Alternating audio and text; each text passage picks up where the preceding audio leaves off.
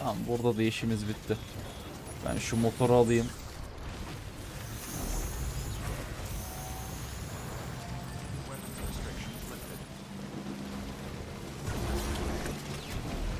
Doğru gidiyorum değil mi? Şuraya gideceğiz.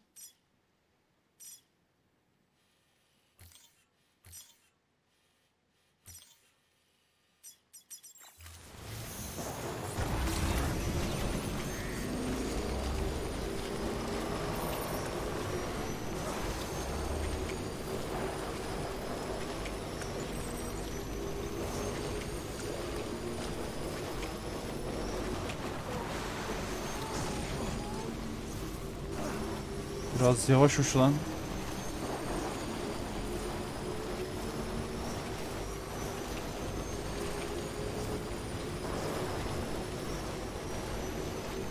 Al lan. Bir köprü yapmak için temel atmış da kimse bitirmemiş. Galiba. Aha. Yine aradı. Got a moment, Sam? It's about the director. So there's no way he could have made the jump to Amelie's Beach if they didn't share a strong personal connection, right?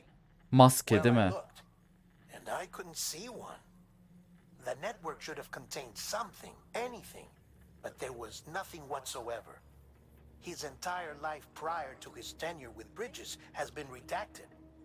His name, his past, everything. There's no telling who he was.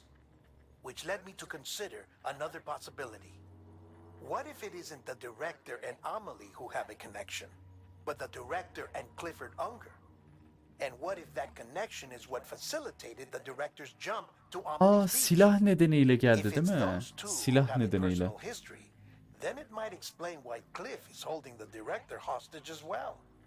But even if that were the case, it doesn't answer the bigger question. How the hell did the two of them end up on Amelie's Beach? Sam, Hartman here. There's something else I'd like you to consider. A guess, albeit an educated one, concerning Cliff's objective. Somehow, with the aid of the chiral network, our individual beaches have begun to coalesce, resulting in the formation of a single massive seam. Should this process continue, there is a risk that BTs will flood across into our world, bringing about a death stranding on a heretofore unprecedented scale. Now, Clifford Unger's battlefields and my own beach appear to be unaffected by this phenomenon, existing entirely in isolation. They do not and have never intersected with others. But what if there were another class of beach, one that exists on a higher plane, that was responsible for setting this process in motion? And what if the beach in question were none other than Amelie's? Cliff may have summoned the director, but I believe his true aim was to seize control of Amelie's Beach, to exploit its power over every other beach, and trigger the last stranding. It's the only rational explanation for Cliff's actions, which is why you have to stop him. If Hartman's right, then we're in serious trouble. Using the chiral network in Amelie's Beach to trigger the last stranding? That's why Higgs went after Amelie, wasn't it? If it was Cliff who put him up to it. Yeah, it all fits. With the last stranding, he'll finally have his revenge against the world that stole his life and his child. You've got to stop him, Sam. You've got to make the jump to Amelie's Beach as soon as possible. Tabii efendim. Hemen and get tabii. her back. It's our only hope. If you can't, then we're all doomed. Her şey de bize bağlı.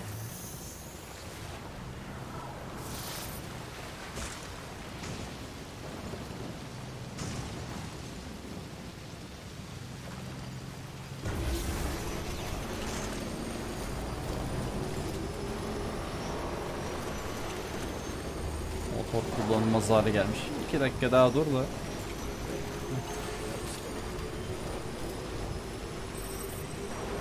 Aa evet, yine o büyük fırtına. Son anda gördüm ha.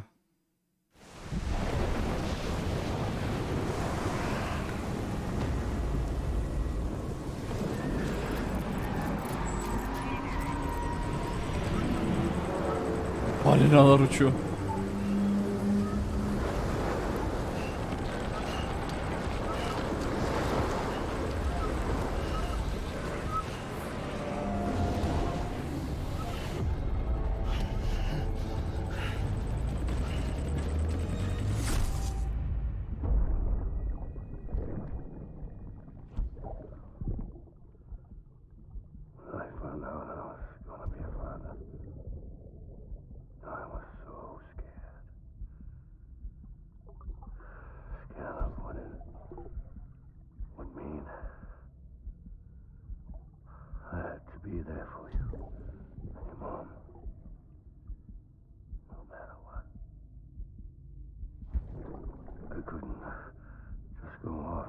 myself killed anymore. Couldn't leave you all alone.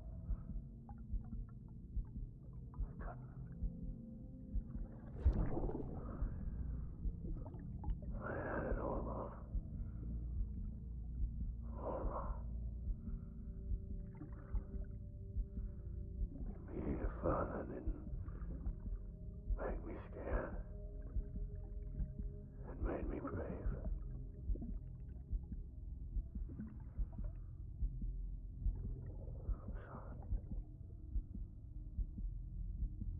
Sorry it took me so long. Ah lan.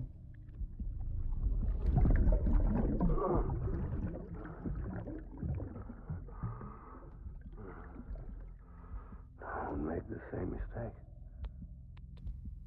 Be yourself. Be free. Captain, I need you to hand it over. Shoot him, John. Shoot him! I gave you an order. Shoot him!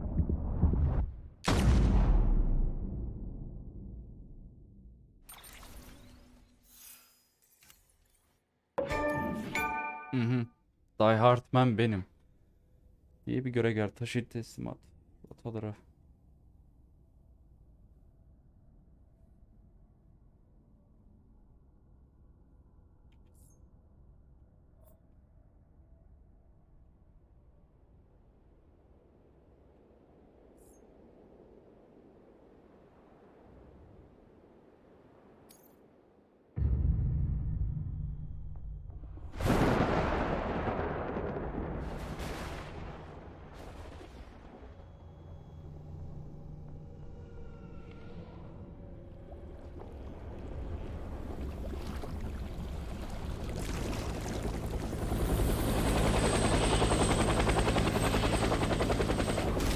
Şimdi de Vietnam Savaşı'ndayız. Birinci ve İkinci Dünya Savaşı'nda vs atmıştık Cliff'le.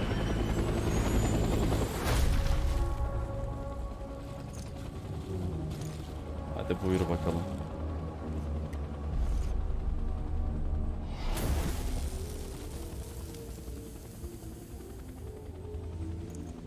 Biz sadece kurye değiliz aslanım. Biz çok daha fazlasıyız.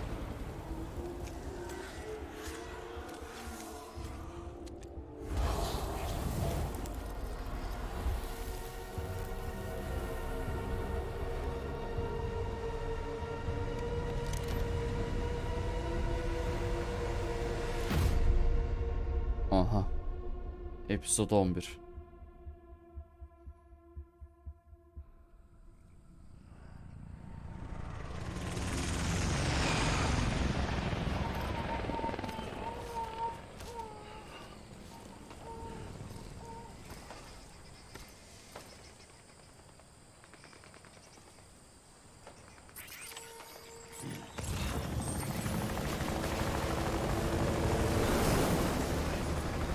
Beklesene be. Başlangıç ekranına dönüyorum şurada bir.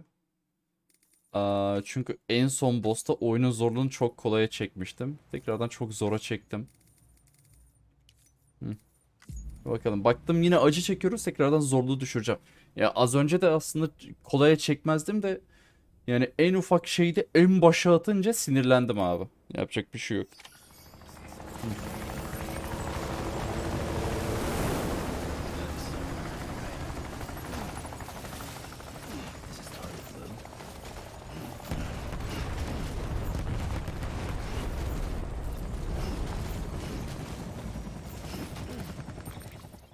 Şimdi şunları bir dağıt.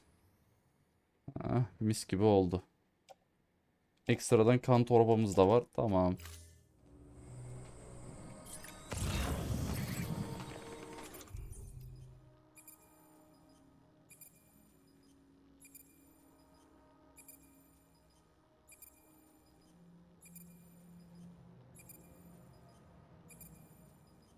Bu hatara geçmek için... Oha oğlum bunlar nasıl silahlar böyle?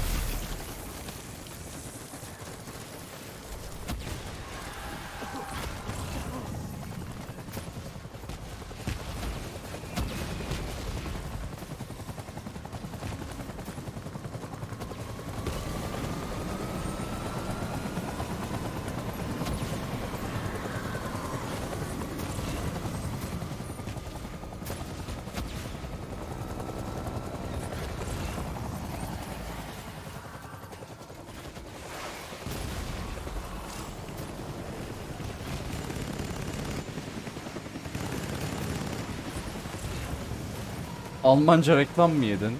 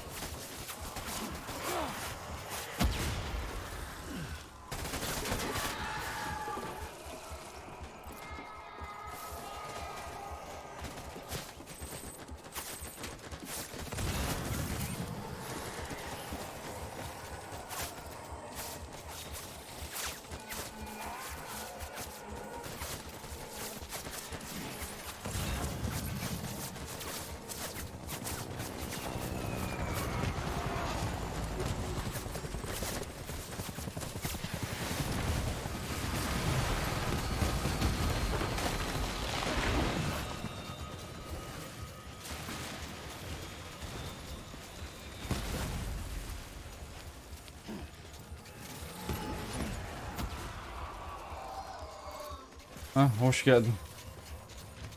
İyi bak, bu sefer süreyi yazdın, iyi oldu.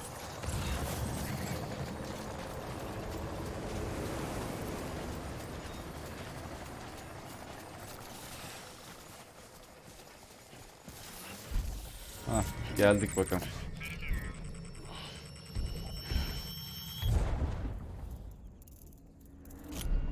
Bak bak, bu çok iyi bir geçiş. En iyi geçişlerden biri bu. Bunu hatta editler yapmışlardı. Bak bak, geliyor. Cliff geliyor, bak bak. İzle. Bunun arkasına çok güzel müzik vermişlerdi. Onun editini de açarım bir ara. Şu şeyden sonra, bundan sonra.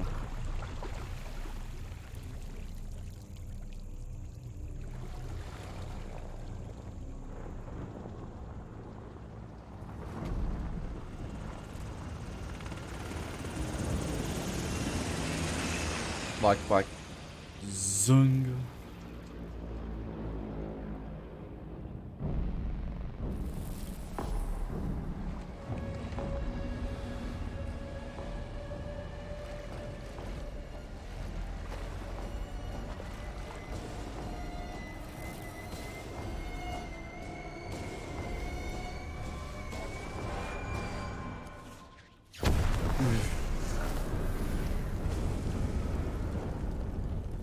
Çok iyi ya.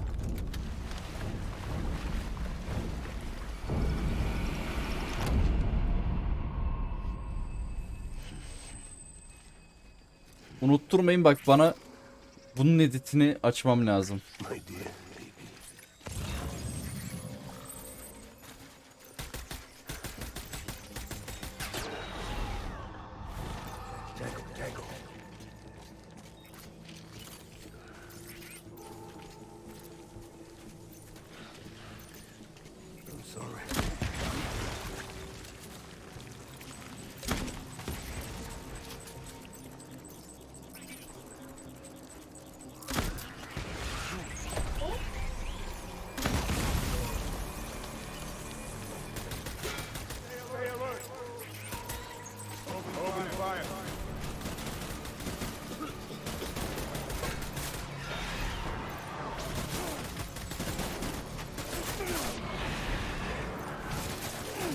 Lan biri yandan sıkıyor.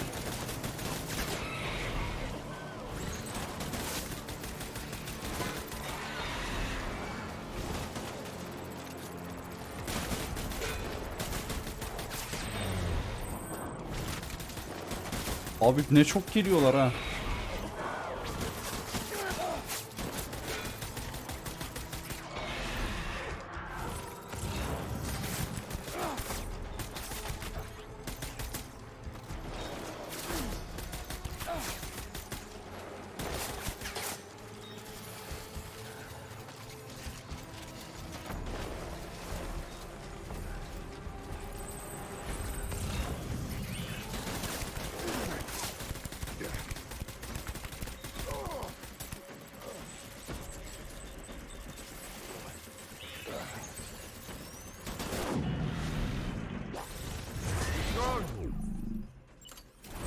Roket atar çeksem ne yapabilir ki?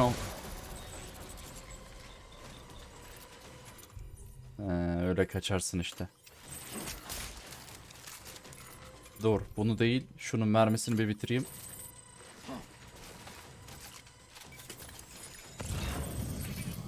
Nerede? Solda mı? Gel bakalım. We need reinforcements.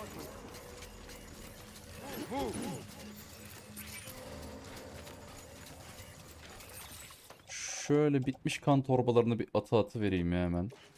İndir bunu. Hemen bu kan torbasını alet cebine yerleştir. Onayla. Güzel.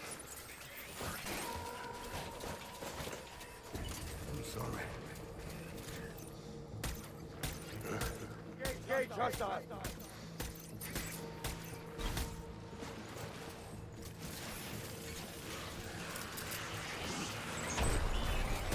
Open fire. Oğlum hepsi buradaymış.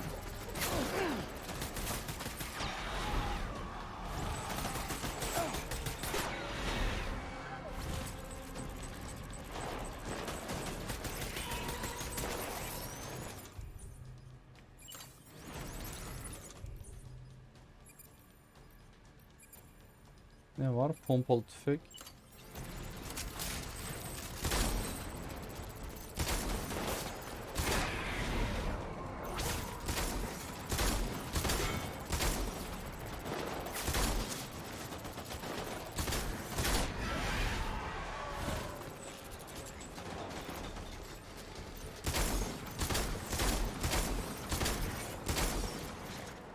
Uzak mesafe kalıyor bir tık. Çek bakayım şunu. Aa, Cliff geldi. Dur. Dur Cliff. Oğlum. Roketi soktum direkt Cliff'e. Kaldır kafanı. Al bakayım, ikinci roket atar.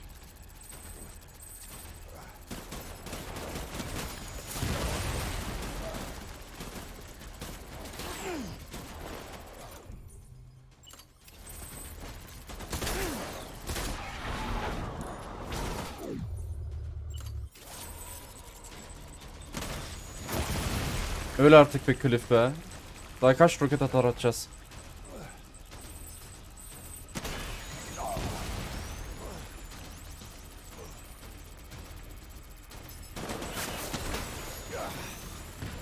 İndir abi şunu. Nerede shotgun?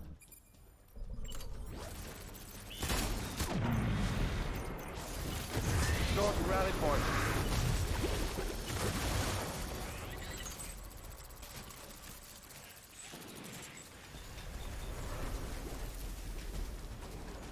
We need reinforcements. Get back out there.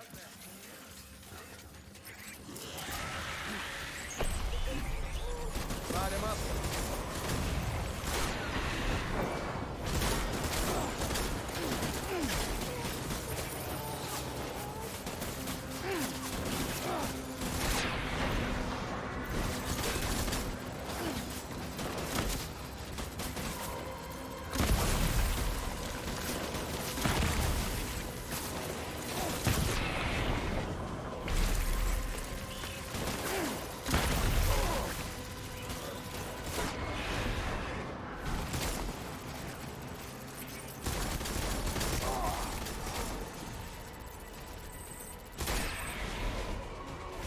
Bak lan Cliff.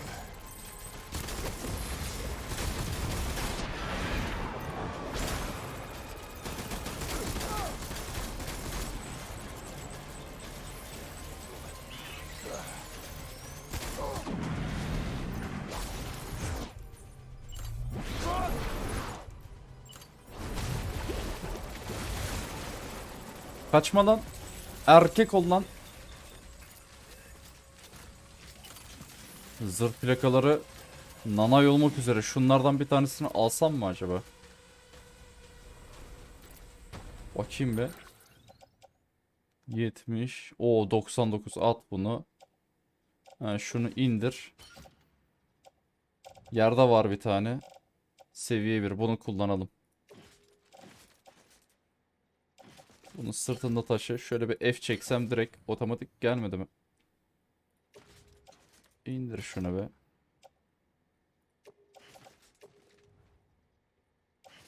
Heh, tamam oldu. Şu bitmiş olanları da indir. Yerine gidelim, şu ikisini bir alet cebine yerleştir. Yalnız başka yedek kalmamış. Şu az olanı da ben sırtıma yerleştireyim. Şunu bir sırtıma koy. Az olanı alet cebine yerleştir. Onayla. Hop. We need reinforcements. Bir de 3'ten az olanı ilki kuşandır. Tamam.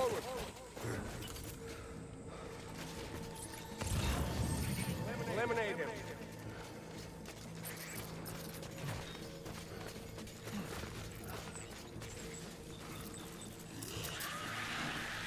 Oğlum öyle diye gelinir mi ya? Get to work.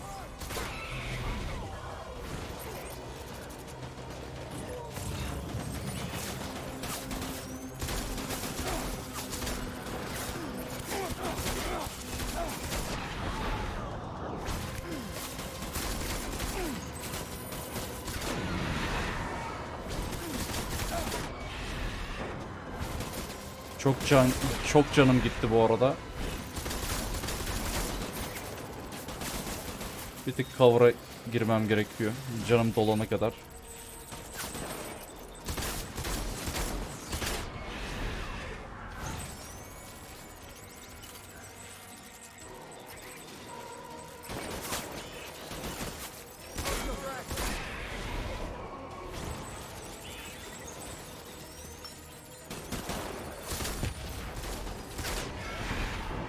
Cliff nerede?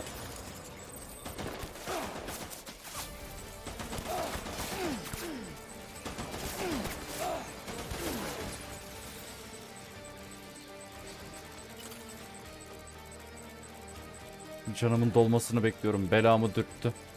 Birazcık. Dur ama şey yiyebilirim. Kripto yiyeyim. Heh.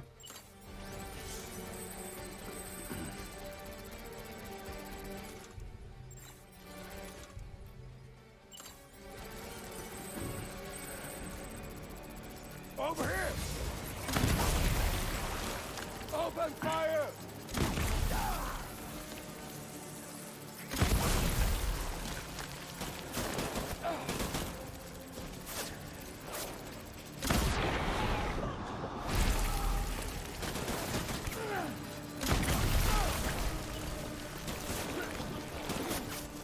Nerede lan? Heh.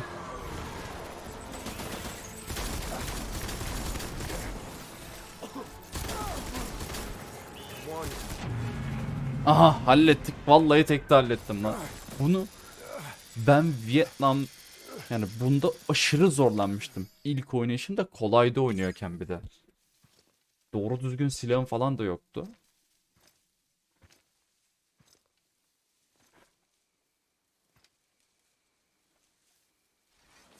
Baksana kan içindeyiz ya. Ya çok karanlık ha.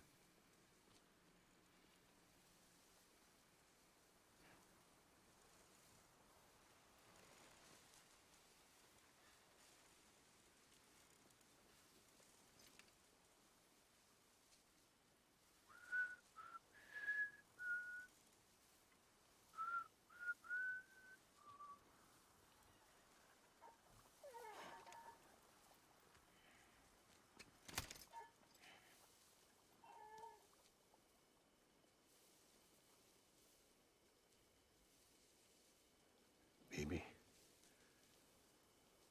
we're getting out of here. I promise.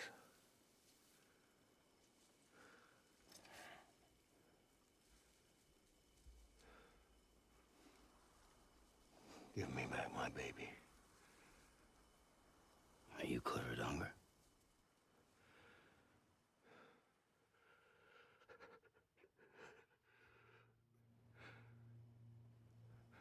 Who are you? Are you the father?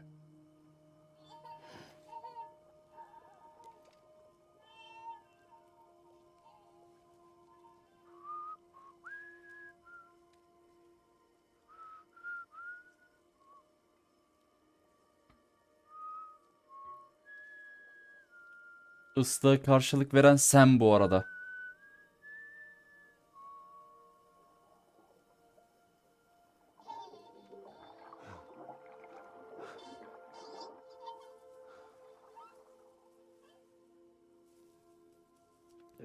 your name was Sam Porter. When you were Sam Bridges. My bridge to the future.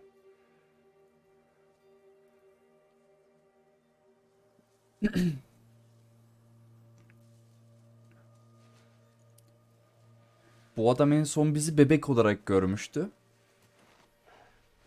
Ama aslında Sam, yani bu adam Sam'in babası. Sam, you bring people together. You're their bridge to the future.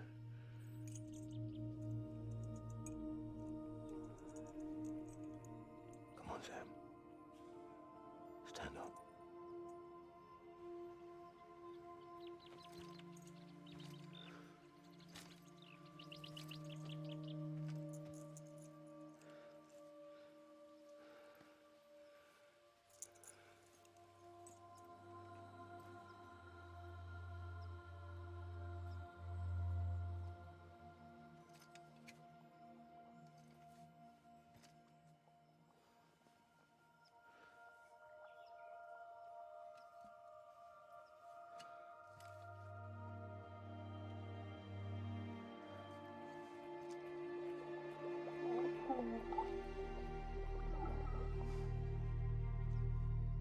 Hı.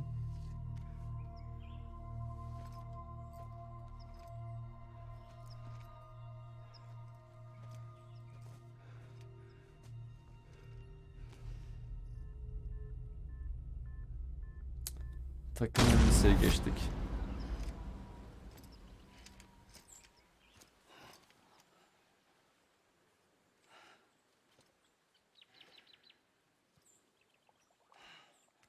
Ve öldü. Take BB and get out of this place.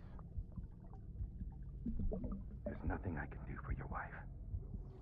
I'm sorry. Now, if she orders me to do something, I have to do it. I have to. But I served under you first. And your family doesn't deserve this. Any of this. Why are you helping me? If they catch you. Because you saved my life, sir. Again and again. When the brass sent us into the jaws of hell, it was you that brought us home.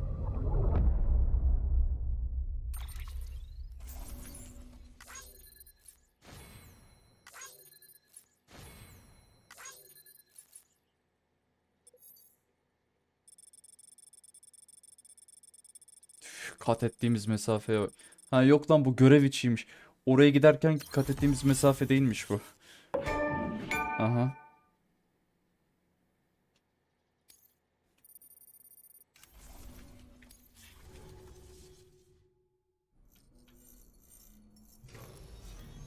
İzin veriyorlarsa karaktere bir tur banyo yaptırmış. Şu halimize bak. An içindeyiz.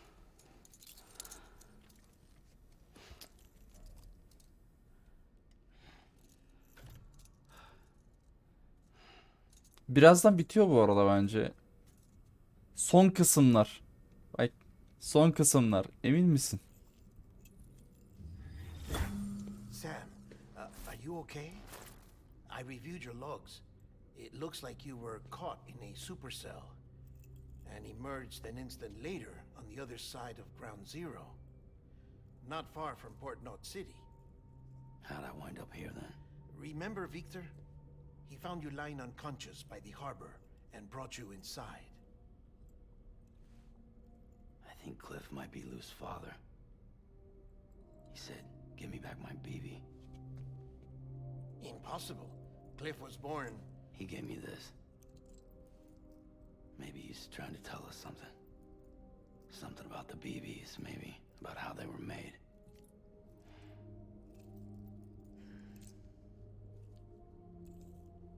It didn't feel like he was trying to hurt us. It felt like he just wanted to talk. But you said you saw him holding the director captive on the beach. Yeah. They must have some history we don't know about. Them and Bridget. Funny you should say that. I've got something you should see. Found it in the archives while I was digging around. It's a pre-recorded message from the director labeled, "If I don't come back."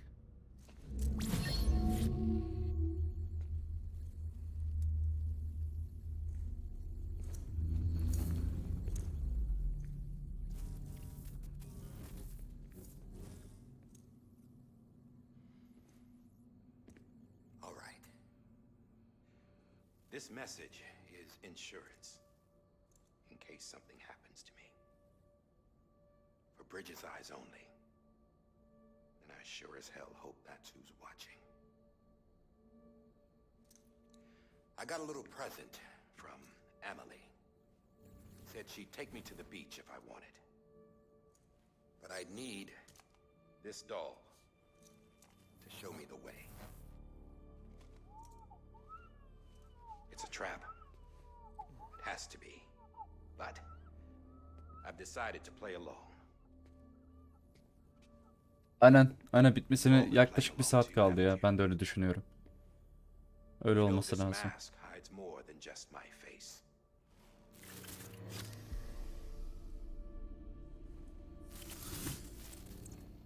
Well, Emily's a blank slate too.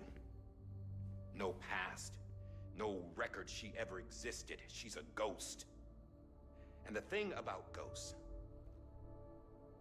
I never met Emily in person. Have you? Ever seen her in the flesh, shook her hand, touched her? The original team we sent was divided into two groups. Emily was with the first. Mama and Hartman were with the second. They had no Bence birazcık daha kal tutuyor. Yes. Amelie's group was wiped out in Edgenorth City. Everyone but her. Everyone who could say whether or not she exists. Bullshit. She's real. We've touched, all right? She and I both. Well, I've only ever interacted with her hologram. I'm telling you, I've met her. In person. Lots of times when I was little. Yes, but on the beach. Here's what the president had to say about her daughter. Emily was born on the beach. There her ka remained, though her ha came to this world. This division of body and soul forced her to spend most of her childhood in the hospital. But though her health was poor, her dooms numbers were off the charts. Her supernatural talents blossomed as she grew older and overcame her limitations. But by the time she was 20, she could travel to and from the beach, body and all. And that's where she started spending all of her time. Now, if you wanted to get in touch with Emily, it was via hologram or nothing. The president insisted on that.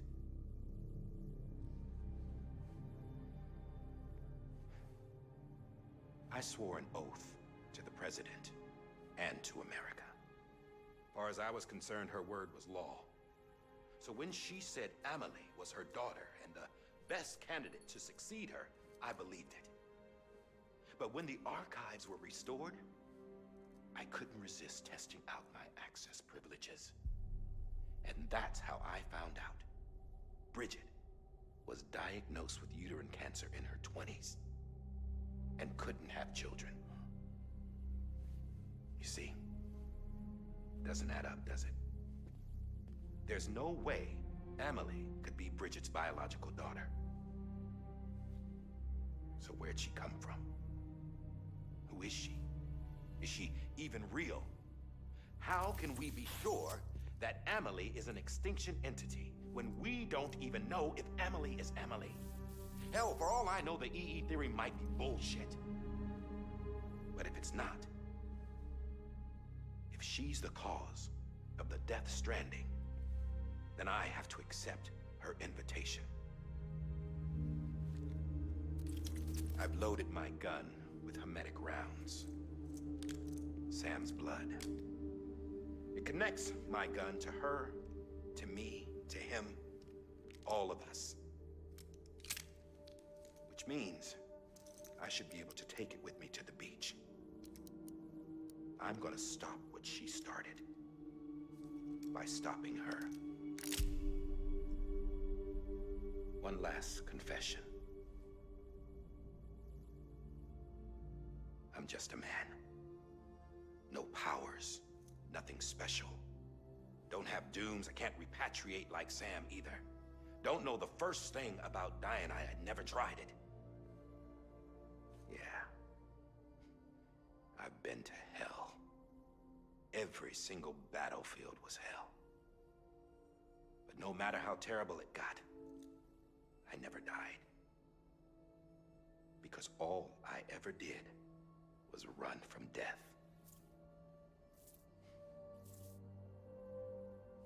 Well, I gotta go. She's calling for me. Bridges, don't let me down.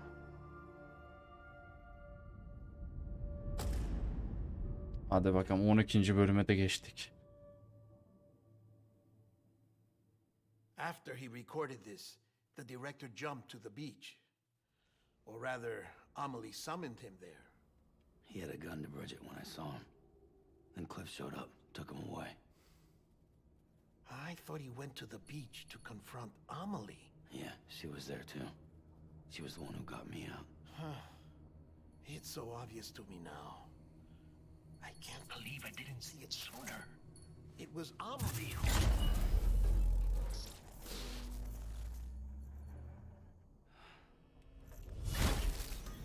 What happened? The chiral network dropped out. According to Lakna, it won't be long before it's completely unusable. So all our hard work was for nothing. Let me finish what I was saying, Sam. I'll tell him. Fragile. You look like shit. You should be resting. I know. I need to tell you something.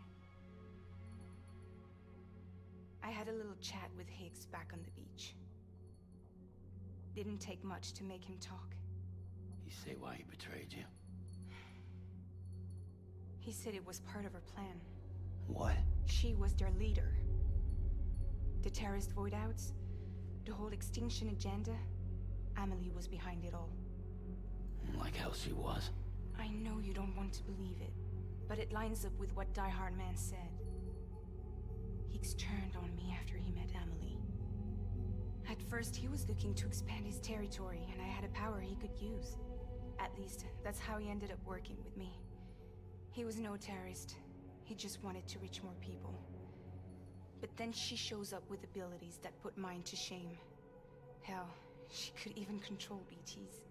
So Higgs decides to go with her. And that's when she turned him into her agent of extinction. Amelie gave Higgs his power. Yep, she made him her homo demons. What about Bridget? You care to tell me what she was doing on the beach? You got an answer for that too? I know it's a lot to swallow. But Higgs said himself that Amelie is an extinction entity. I looked inside his pod, and there was no BB in there. Take a good look at what was. It's the same doll Die Hard Man had. This is their bridge baby. There's this idea that the terrorists brought back BB tech and Bridges was just following suit. It's garbage. Their methods and yours are completely different. Your BB links you to the world of the dead. Their doll links them to Amelie and her beach. You know who else had dolls like this? Cliff. He was carrying them on the battlefields. Evet. Cliff, Higgs, the director. All three of them were drawn in and controlled by this extinction entity. And who is this EE really? Is it Bridget? Is it Amelie? All I can say is that the answers are on the beach. What she wants and why. If we get to the bottom of that, then maybe we can still avert the last stranding. You've got to find her, Sam. Whoever she really is. She's waiting for you on the beach. Hurry back east.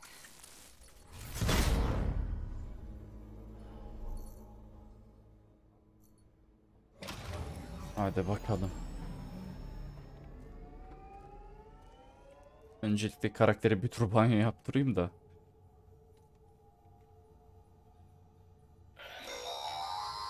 Sam, the connection's unstable, so I'll keep this short.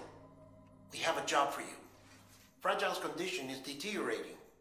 If she slips into a coma, there's a chance her soul might become stranded on the beach. She needs cryptobiotes fast. Luckily for us, Fragile Express keeps a stockpile there in Port North City.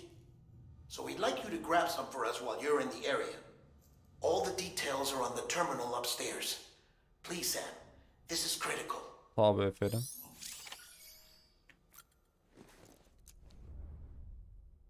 Hemen hızlıca motorla git gel yaparım.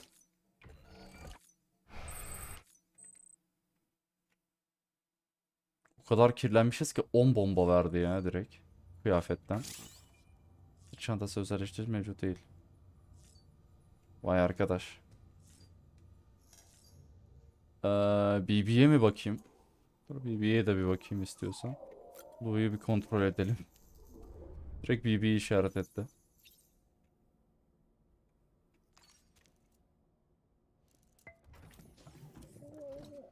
Tired, huh?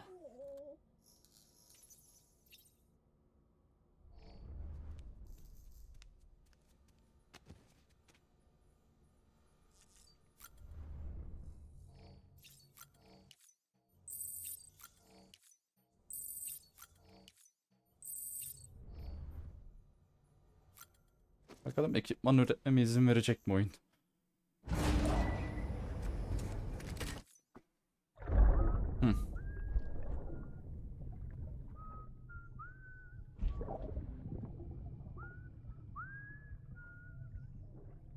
You know what day it is today, baby?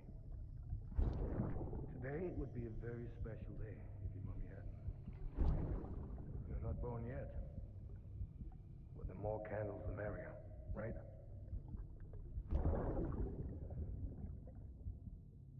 Soon it'll be time for you to come out into the real world. I promise.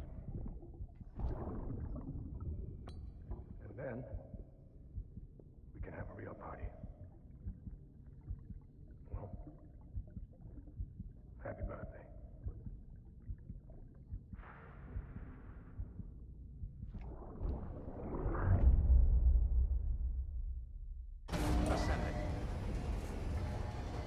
Hemen ekipmanlara bir düzenleyelim.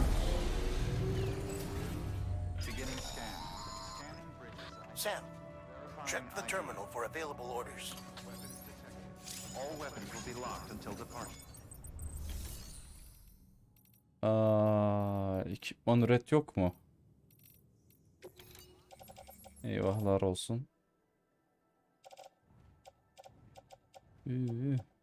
Hiçbir şey yok.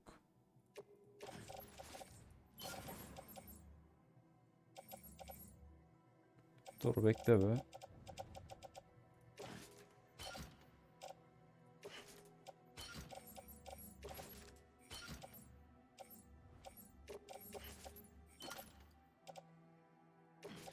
Bu bende kalsın.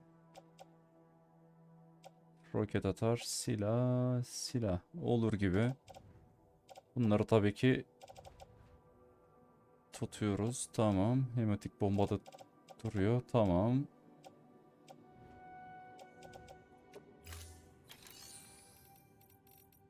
Geri dönüştür de yapamıyoruz.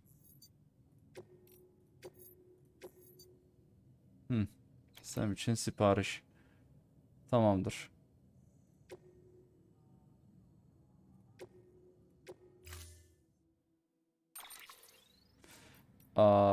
Güzel de bir motor var. Tamamdır. Bu motorda gideriz.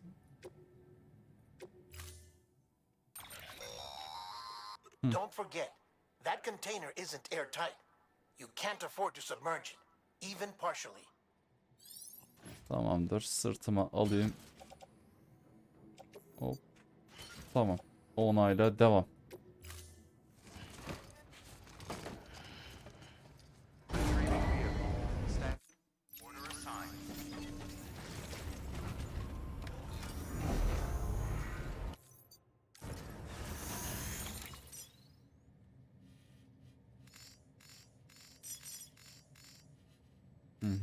Buradan dümdüz tek. Oo, en aşağıdayız bir de. Çok kötü bir durum. Buradaki her şey gümlemiş çünkü.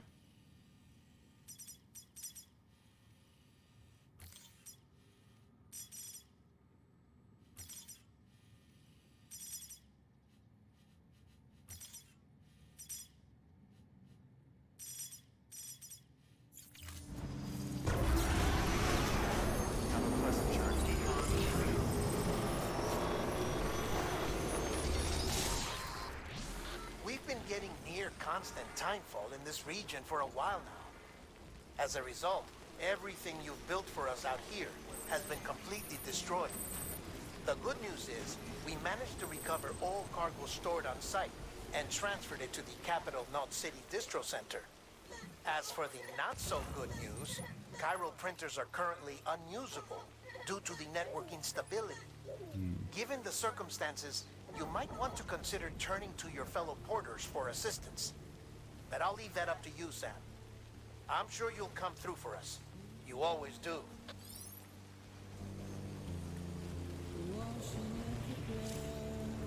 Aşırı planmış olur. Al işte Kyvie var. Bir de çok zora aldığım için ekstra sıkıntı.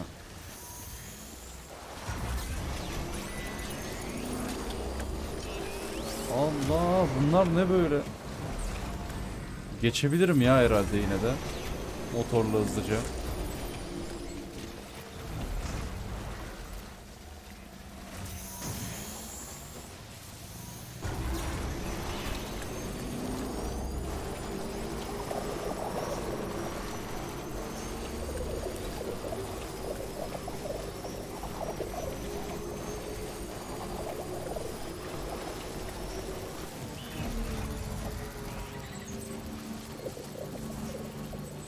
İyi, hepsini dojladım ya.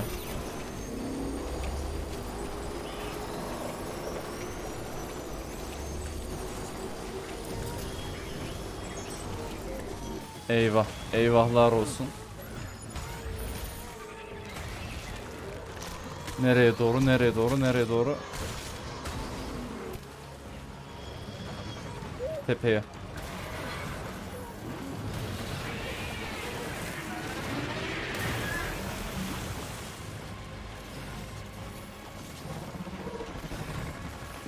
Ya da aşağı doğru mu?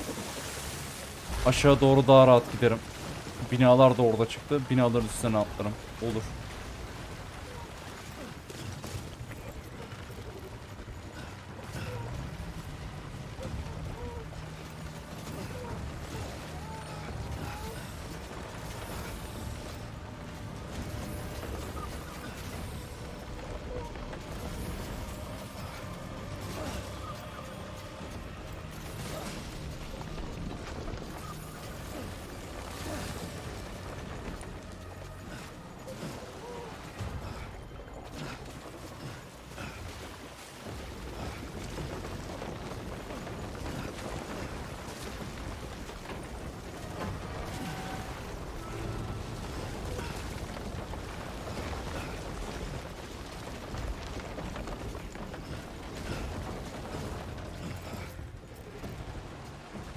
O arkadan geliyor. Yardıra yardıra.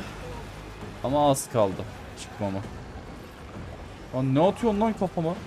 Anti kaybe tabancası attı. Tanı alırım.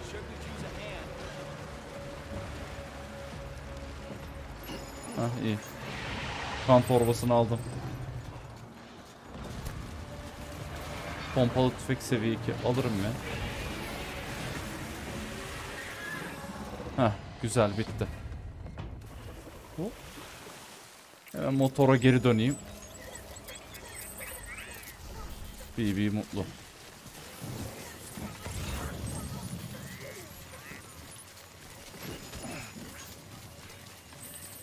Gittiğim yerde silahları üretmeme izin verirse tüm ekipmanları yenileyeceğim. Ona göre şey yaparım zaten.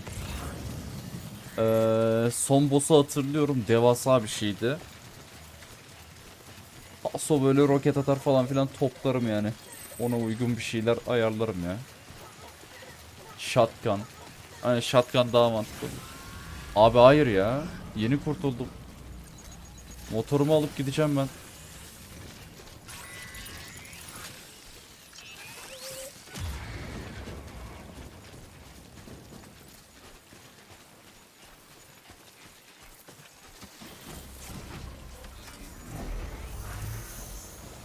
Heh. Tamam. Hadi bay bay.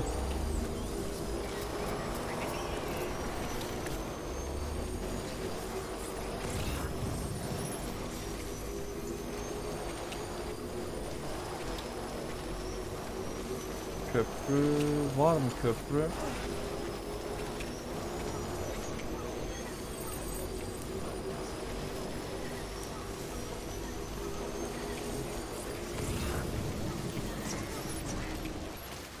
Suya batırmamam lazım ya bunu.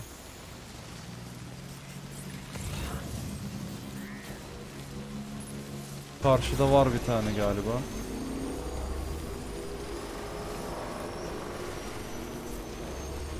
Burası dar. Buradan atlarım. Aynen. Atlayamadım lan.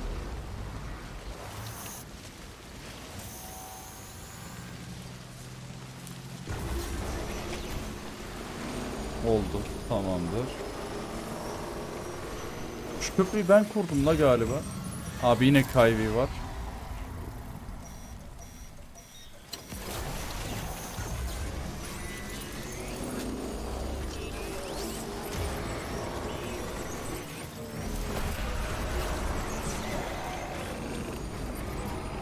Köprünün haline baksana. Ahı gitmiş vahı kalmış.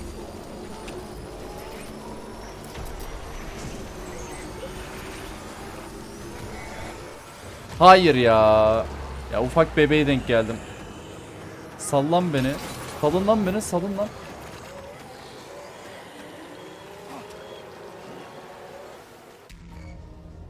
Aa.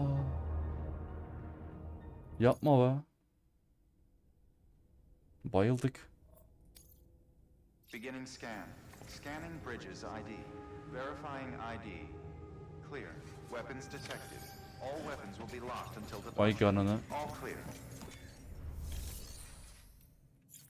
Siparişi almış mıyım şimdi? Şu an bende mi? Aynen. Vay arkadaş ya.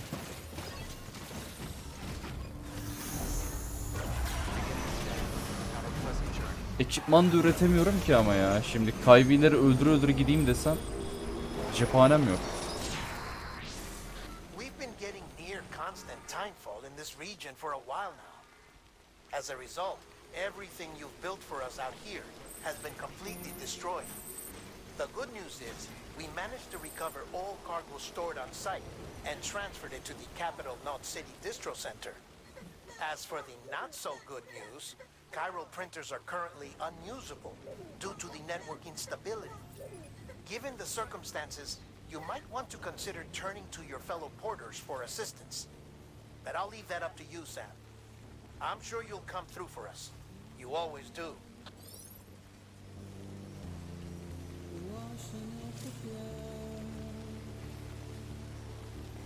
Ay bahtıma.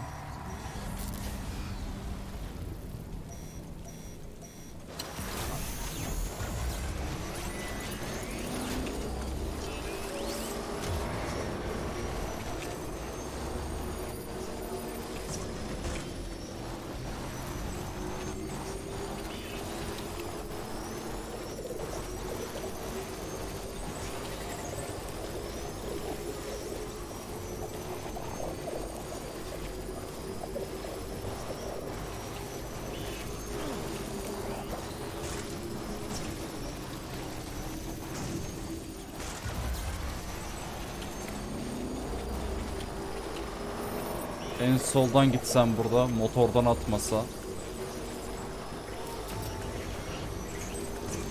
Yok, direkt atıyor.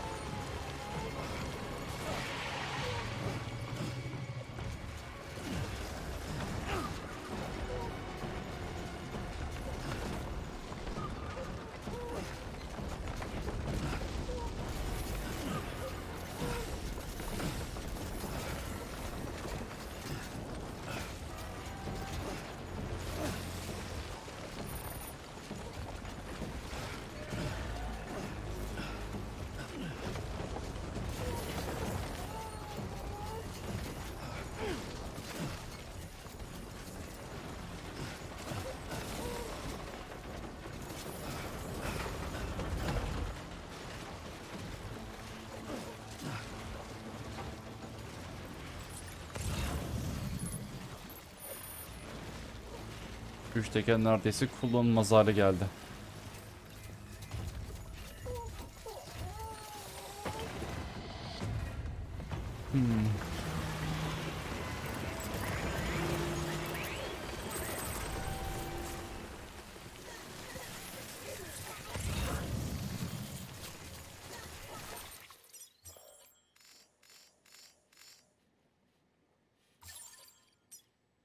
Aso yağmur var. Her yer kayvi kaynıyordur. Motorla değil de nefesimi tutarak geçsem o olabilir ya. Hemen şuradan bir rota çizeyim kendime.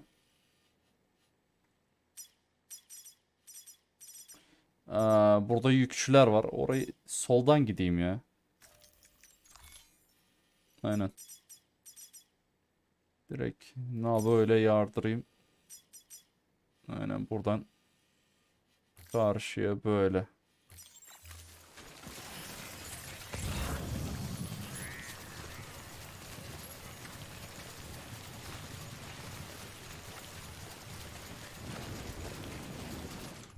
Yani en kötü ihtimal aslında altın fişekle direkt paramparça ederim ben onları ya.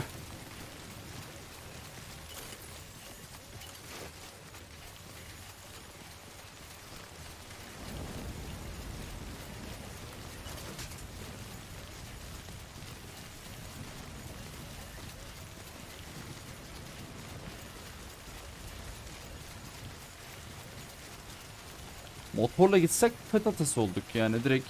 Ya zaten yolumuz kayvi kaynıyor, öyle bir sıkıntı var. Gittiğimiz yolda da full yağmur olacak belli. Yapacak bir şey yok.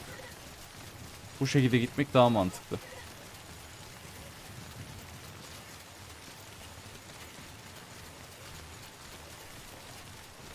Ki zaten ekstradan yük taşımadığım için de bu şekilde de hızlıyım yani. Düşününce. O kadar da yavaş değilim. Yani tamam motor kadar hızlı değilim belki ama.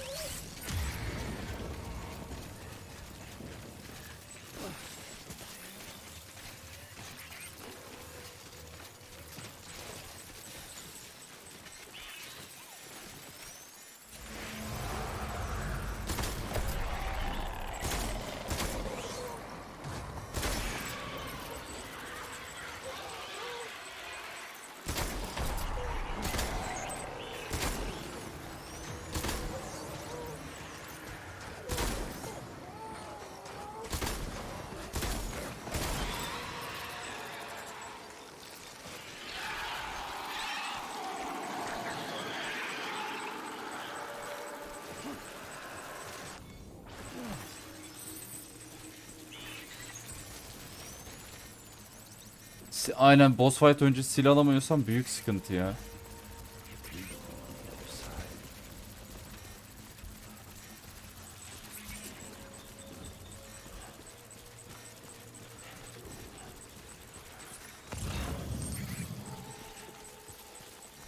Abi bulaşmadan gitmeye çalışıyorum bu arada.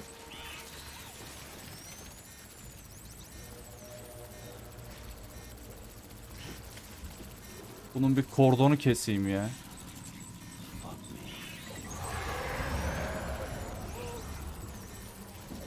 Kesemedik kordonu. Sakince ilerliyorum. Tamam, geçtik bölgelerinden. Yardır.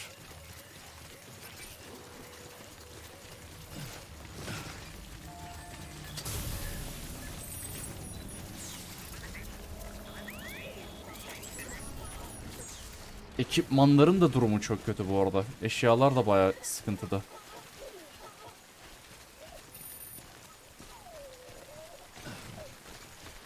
Neredeyse kullanılmaz hale geldi. İnkapasite piyade tüfeği. Normal.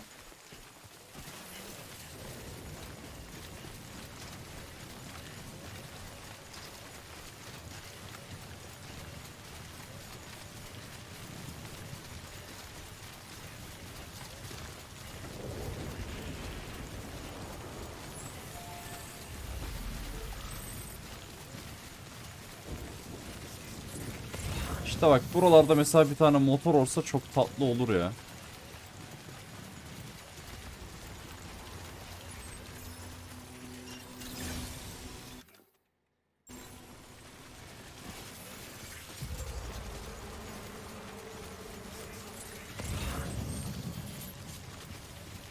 Tamam, bunlara yakalanmayız ya.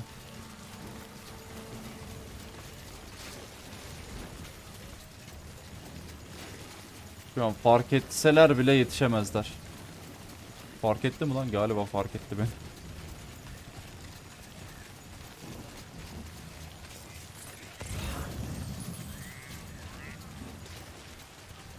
Ya yok, fark etmemiş. İyi, bir de bunlarla uğraşmadığım iyi oldu ya.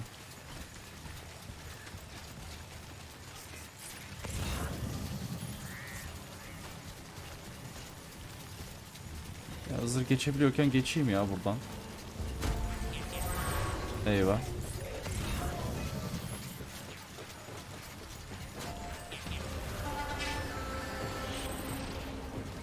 Oha, nasıl hızlı koşuyor, nasıl hızlı koşuyor. Geldi lan. Bak hele. Hele hele.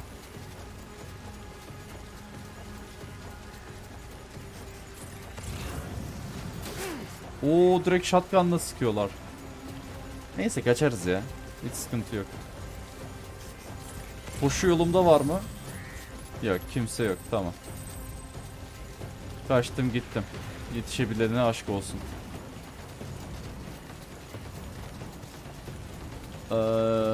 Uzak yerde var yine kaybı.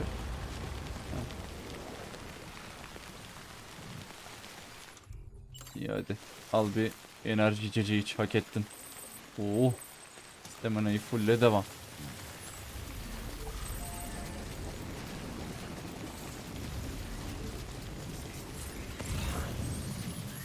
Motor var karşıda. Tamam, motorla devam ederim yine. Yeşil daha havalı görüldü gözüme. İyi, bu arada güzel geldik.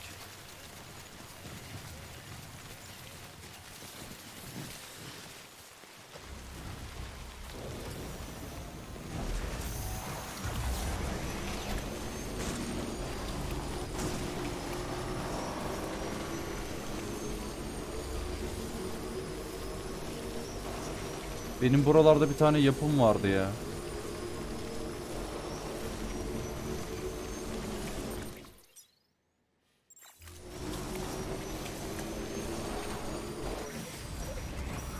Abi kahve alanına girmedim ya. Dışından gidiyorum. Yapma ama. Girmedim be kardeşim ya. Ya motorlu olduğun zaman direkt mi şey oluyor? Hayırdır biraderim, sen bizim burada ne arıyorsun moduna geçiyorlar galiba ya. Alakası yok. Çok dışındayım ben sizin.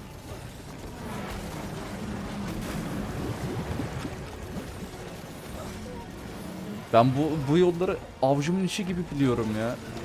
Herhalde şöyle bir şey yapmışlar. Hani motorla gittiğin zaman şey oluyor tahminen. Ananı satayım, önüme çıkmayın. Direkt yetişemeden geçebildiğin için motorlu olduğun zaman doğruca şey yapıyor. Direkt yakalıyor seni.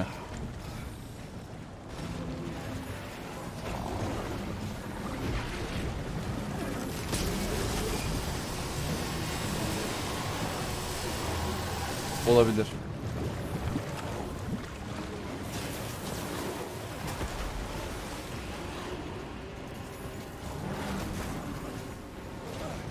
Bunları sen de geliyor diye biliyordum. Olabilir. Olabilir bu arada.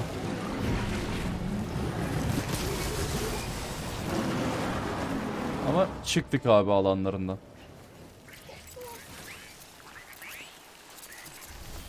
Bunu da attık. Yardır bakalım buradan.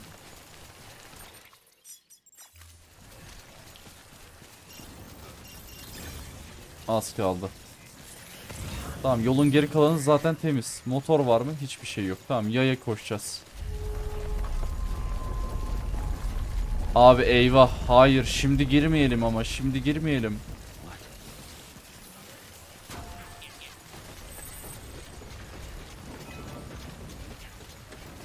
Sadece titreme oldu. Boss fight'a giriyoruz diye düşündüm de. Sırt çantası kapak kullanılmaz hale geldi. Aynen. Parçalandı.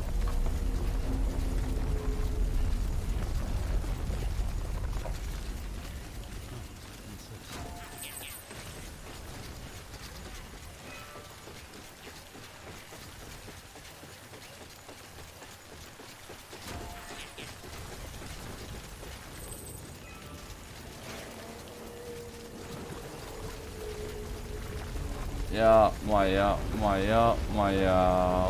Son boss savaşından önce şimdi balina çıkacak değil mi? Devasa büyük bir balina geliyor. Of ya.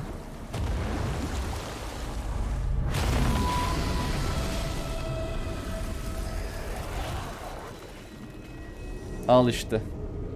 Hatırlıyorum bu boss savaşını. Ya en azından ekipmanlarımla girseydik sıkıntı olmazdı. Ekipman üretip girseydik yani bari ya.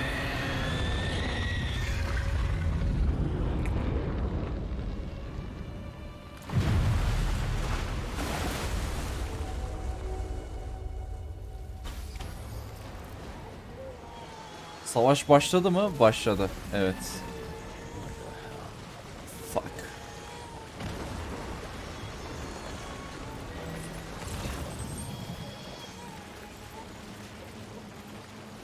Şöyle silahları toplayayım da şimdi bütün mermileri boşaltırız.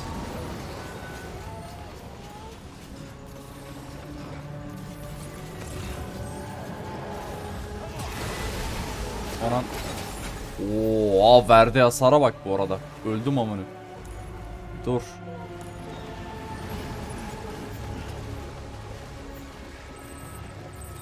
Dur. 2 3 1 yok burada. Buldum. Şunu yiyeyim de sağlığım fullensin ya en azından.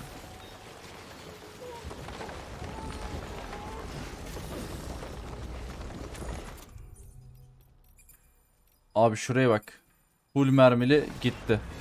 Gitmiş yani. Kullanamıyoruz bunu. İmha olmuş. En azından roket atarımız var.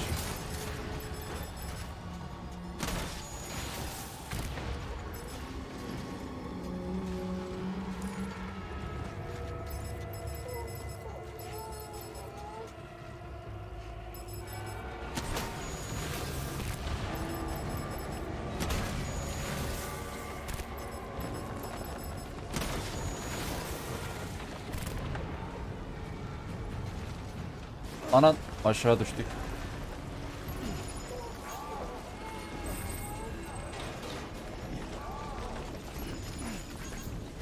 Hematik bomba.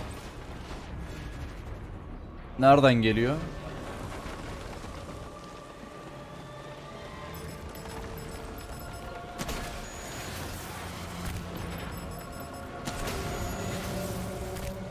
Bu arada en zorluk seviyesinde oynuyorum. Yani normalde canları çok daha... Yani normalde daha fazla canları var. Böyle bir durum da var. Gel bakalım.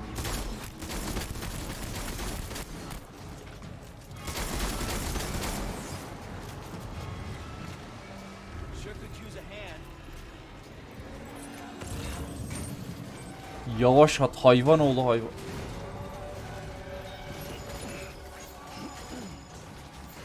Lan gitti bomba atar. Oğlum bunlar beni dövüyor bildiğin ne biçim atıyorlar.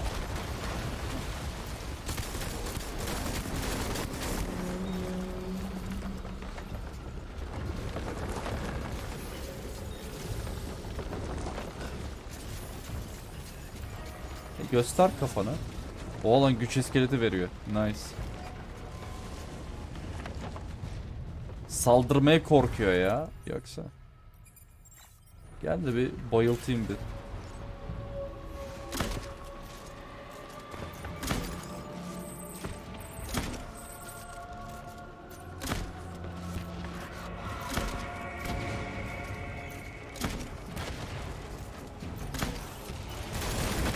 Lan ne oluyor?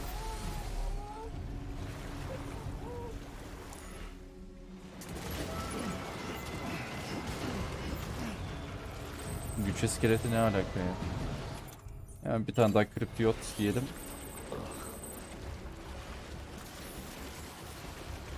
Kan torbasını alırım. Çık yukarı.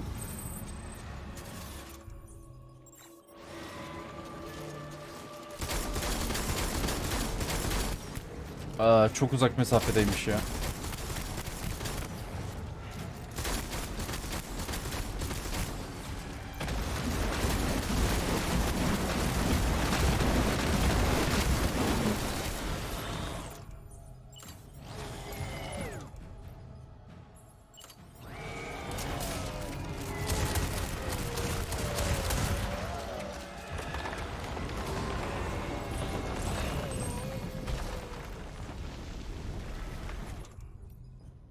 Bunu kullanayım ya bir de. Aynen.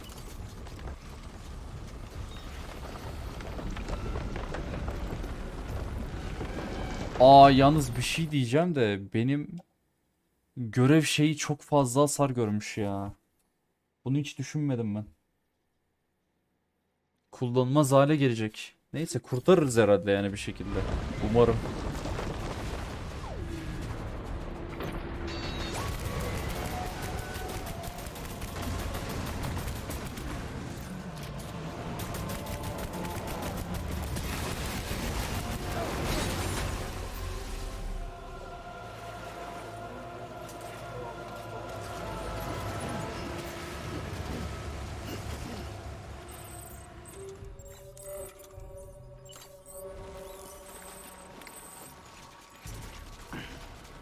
Görev iptal olabilir belki, bilmiyorum. Konteyner tamir spreyi çünkü hiç almadım yani, aklıma gelmedi ya.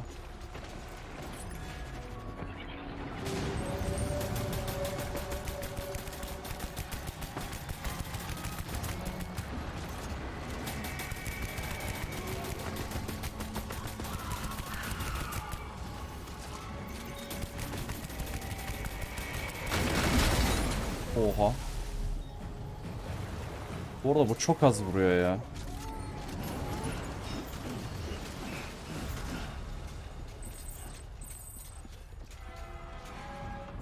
Sen bana shotgun ver hadi bakalım.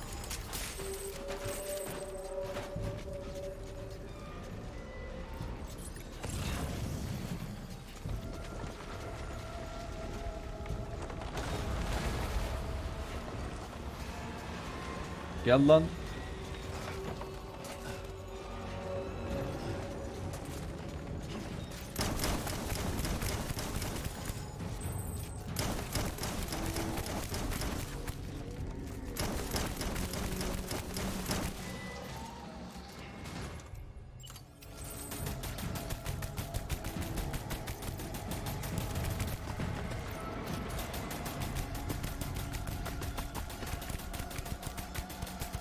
Uzak mesafede bu daha iyi.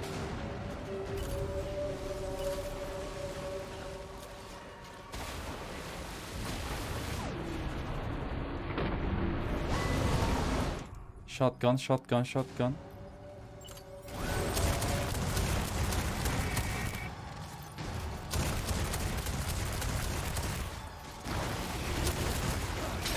Onu satayım. Öldük o.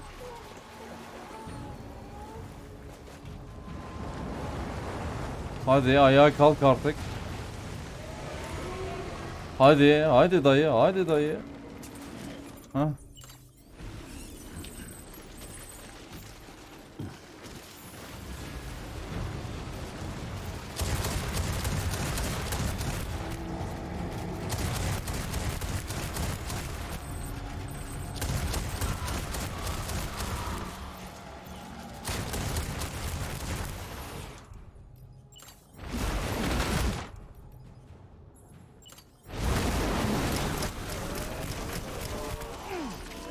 Lan ne oluyor lan?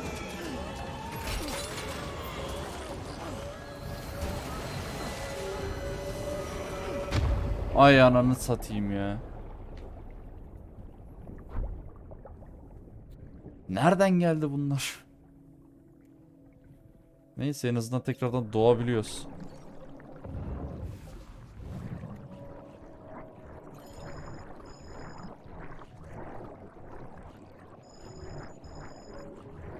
Hah.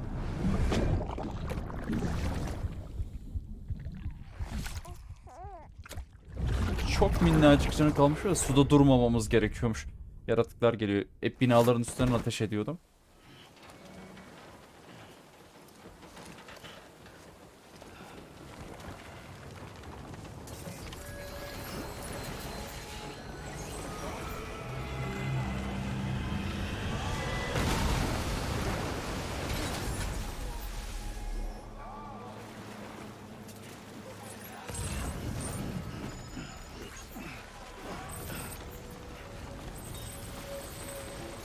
Hadi. Heh. Şu an gereksiz şeyler taşıyorum. Bekle bir şunu at. At bunu da. Kan torbalarının hepsini indir. İmha olmuş zaten. At bunu da. Hematik bomba kalsın. Kan torbalarını yerleştir. Alet cebine. Tamam. Devam.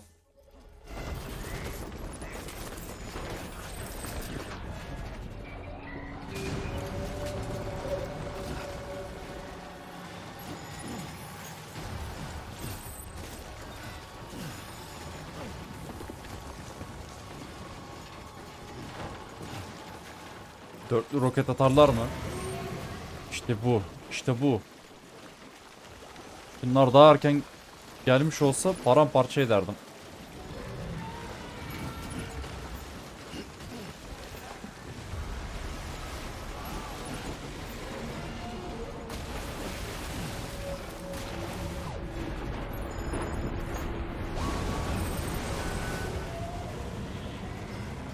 Şu binanın üstüne bir çıkayım. Salavat getir lan. Neredesin?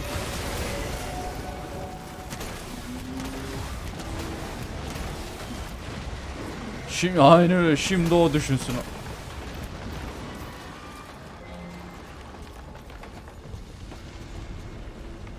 Çıkar lan kafanı.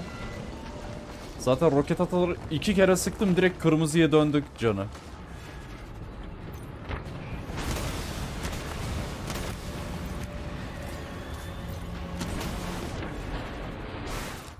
Hemen diğeriyle tam üstümdeyken. Ha, kaçtı. Şunu indir.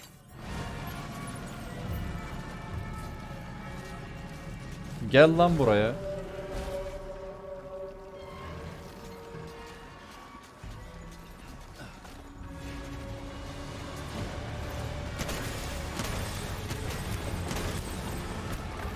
Çok az kaldı canı. Öldü. Öldü.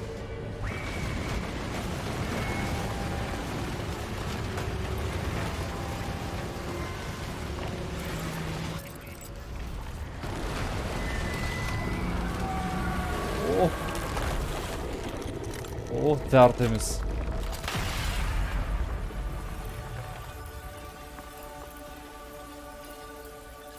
Aynen öyle, zorlanmadım, eforsuz.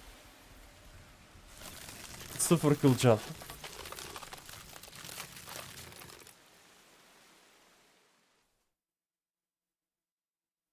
Şey vardı ya, çerez, mayonez, affetmez. Hani full ez ez ez ez ez. Oh, I could kiss you, you sweet son of a bitch. I thought it was all over.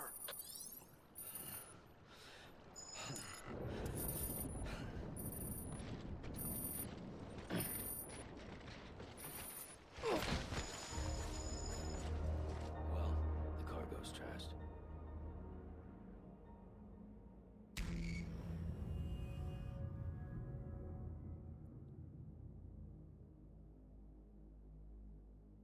Karakter götünü toplayamadı diye görev iptal oldu ya.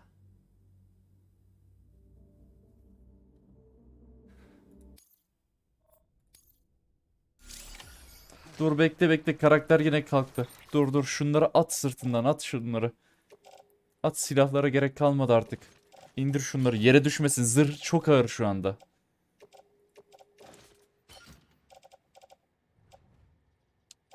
Dur şu kan torbalarını at.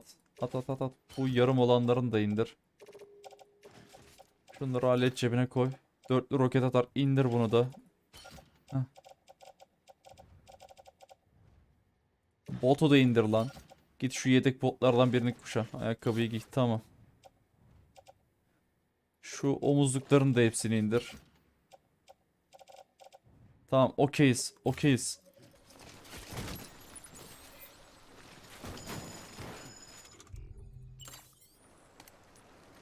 Şunu içince kendine geleceksem. Tamam. Kaç? %99 hasar.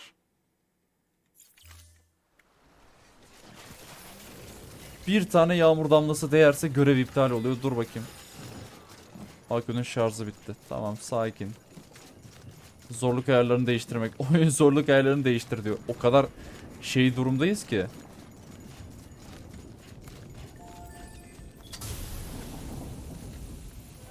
Bakar mısın? Bak bak. Simsiyah olmuş ya kutu. Abi hiç aklıma gelmemişti bu arada. Yani açıkça söyleyeyim. Ee, Bu konteyneri hiç düşünmemiştim. Yani bu aklıma bile gelmemişti ya.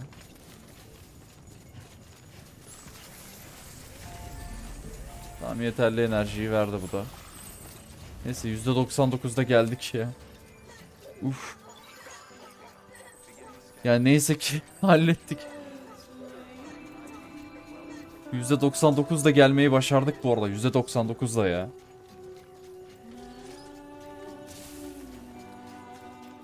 Yere düştük diye bayıldı ya. Of. Hani bu çıtır hasarlı ya. Çıtır hasarlı.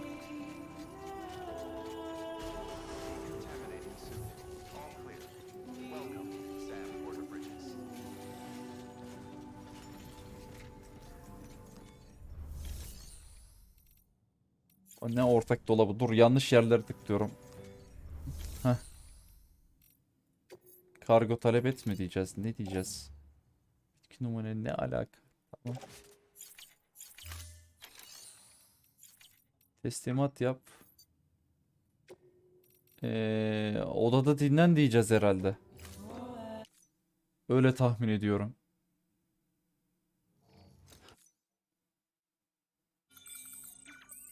Yanlış yere gelmiş olabilir miyim? Olamam herhalde.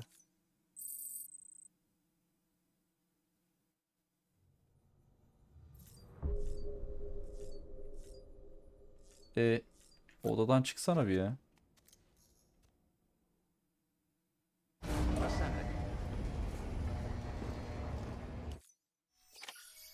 Hah, başkente dön. Ha, tamam tamam tamam tamam, burası değil. Azıcık ilerisinde kalıyor değil mi? Aynen aynen, tamam tamam.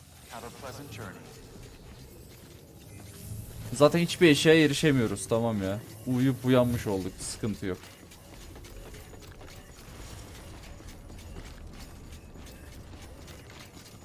Va 2 damla yağmur değseydi gitmişti yani görev.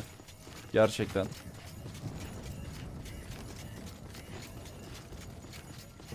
Bak, şu oyunda oynadığım boyunca yani hiç konteyner tamir spreyi almadan yola çıkmamıştım. Aklıma da gelmedi, biliyor musun? Hiç aklıma gelmedi. Yani konteyner zaten babalara gelir. Hani ben bir tamir etmek için bir parça alayım falan hiç düşünmedim yani. Niye düşünmedim bilmiyorum.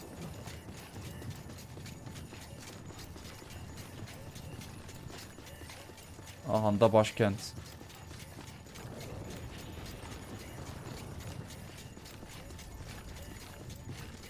Bütün heybetiyle.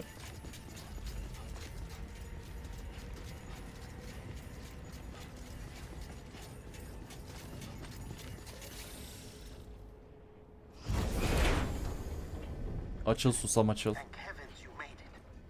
Fragile's been in a coma for a while now. But with all these cryptobiotes you brought, we should be able to bring her round. And with any luck, it'll only take a few more to get her back on her feet. You did well, Sam. %99 hasarlı. Olur. Olur tabii efendim.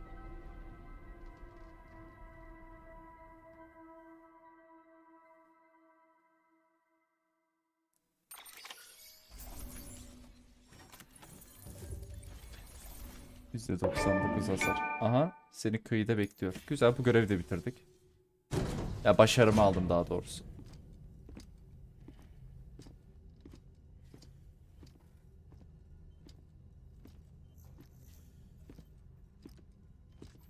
Sam, Sarılma lan. It must have been one hell of a journey, especially on your own. But now the whole team is together again. The whole team? Die Hardman too?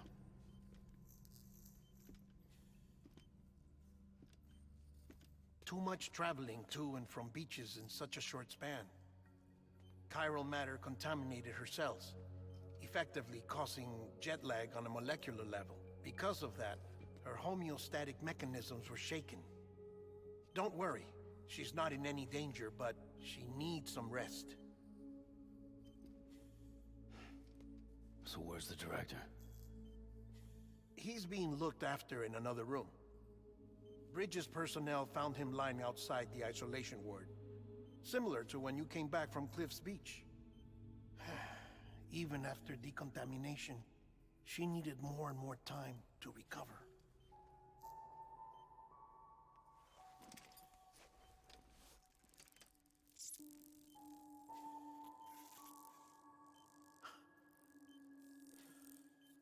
Sam, you made it.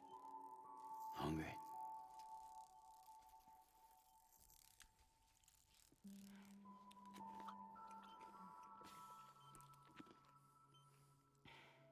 Thanks. Looks like you need me after all. Who'd have thought?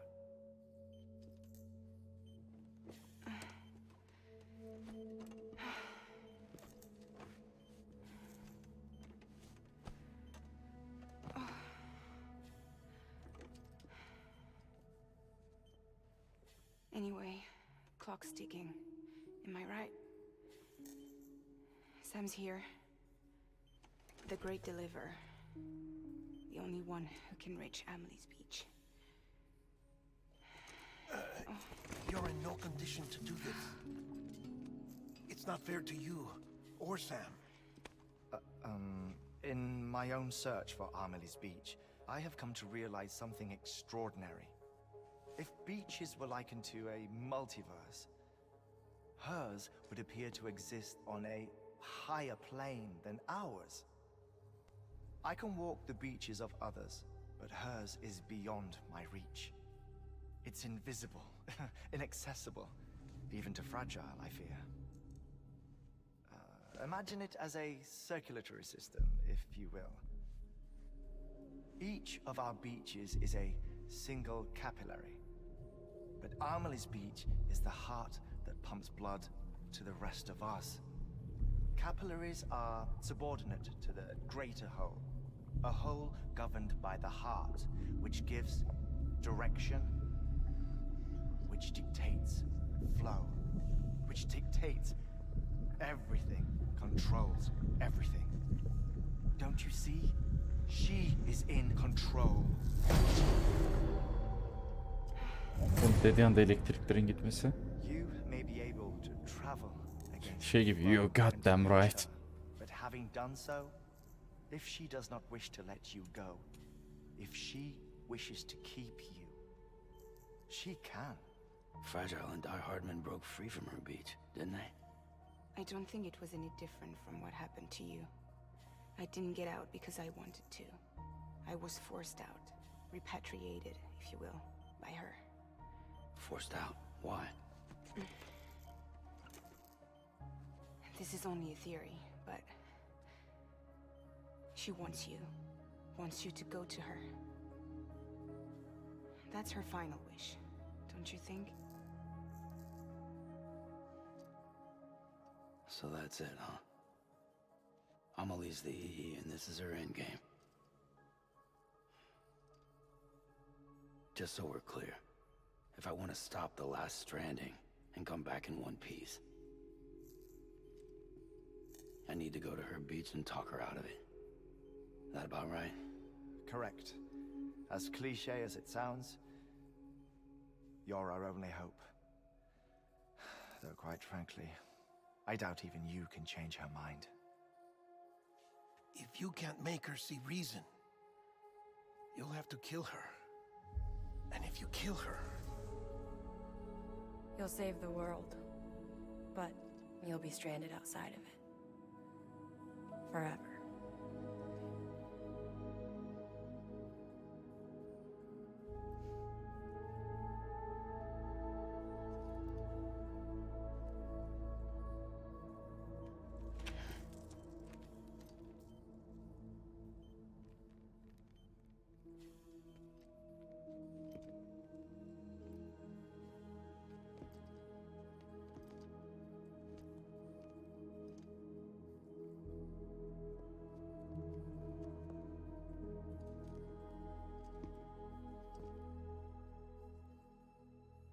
Might as well make it official then. You ready to deliver the package?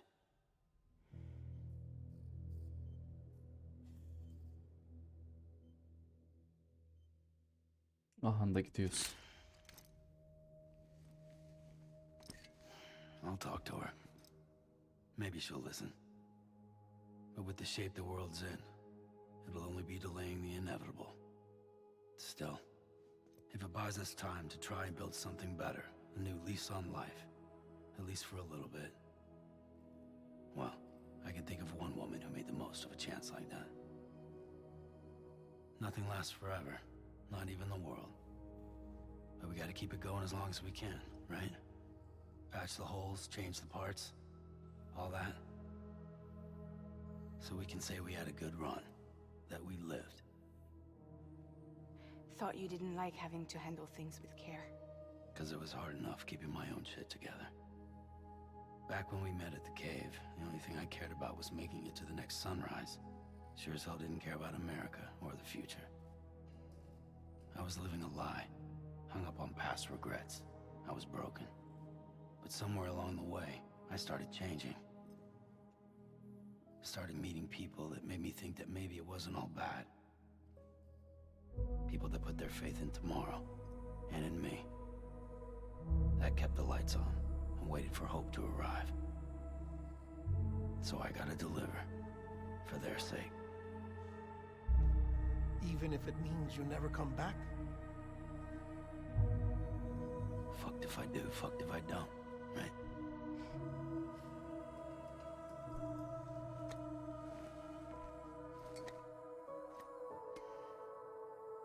Take care of Lou. I will. Couldn't find a working still mother east of Port Knot City. Kid's done enough. No more. All right. I'll do my best to nurse our little one back to health. Krala bak.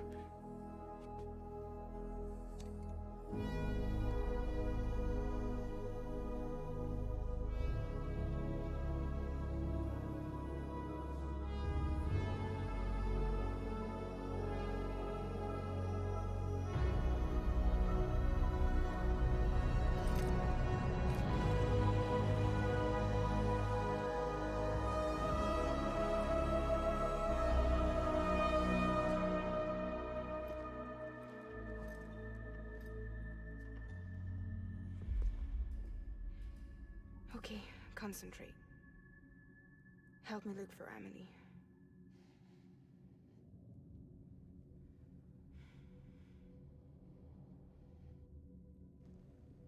Reach for her, Sam. Feel her.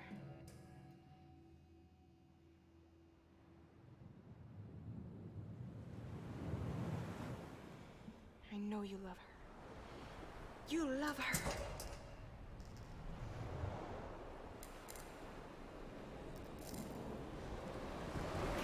There.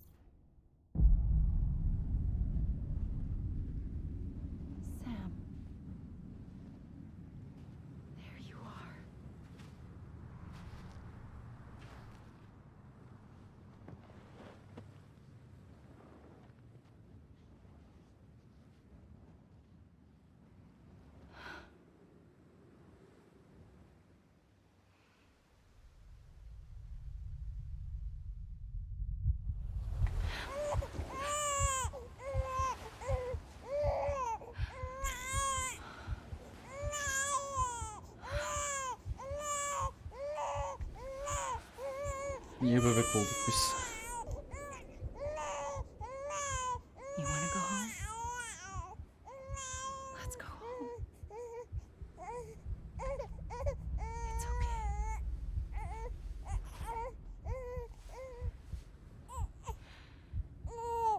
I know the way.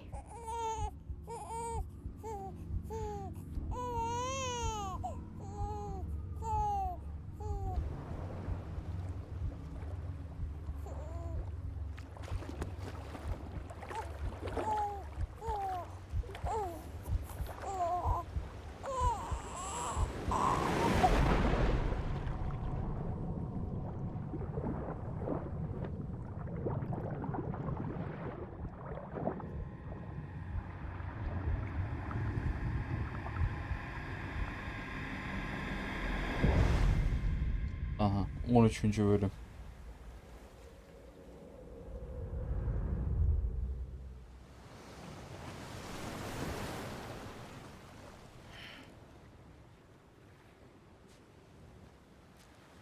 Bacağa baksana, full yıldız kaplı. Bütün her yere yaptık ya neredeyse. 5 yıldız.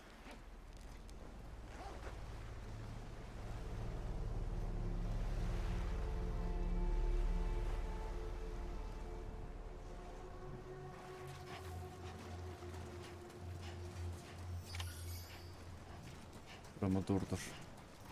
Emily'yi bul.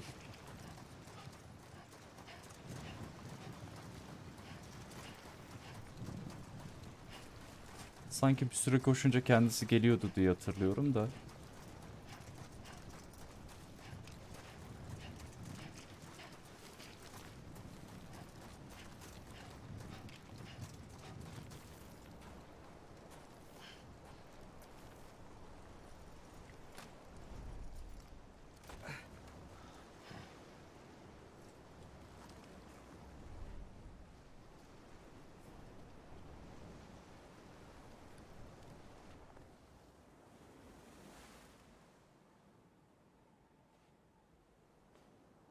Ya ben de bilmiyorum.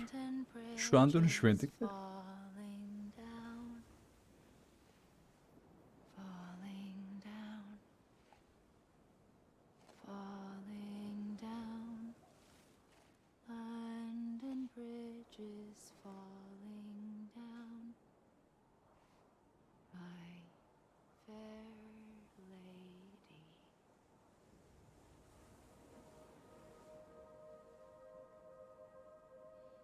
Elinde siyah silah var.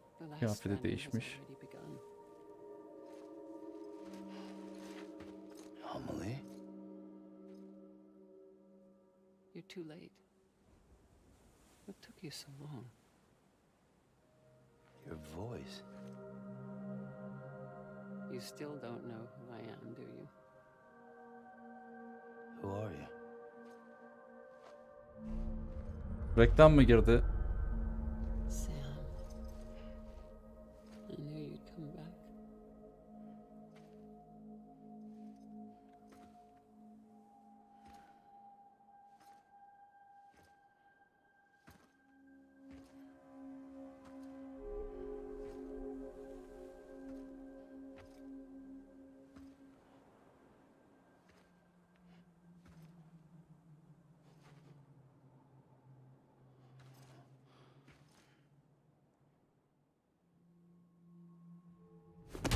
Onunu satayım. Ne yapıyorsun da? Abla. Aklım çıktı.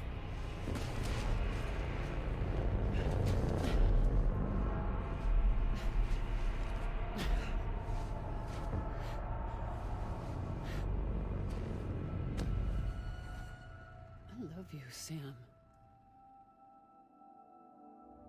Ne bile aslında bu zaten de.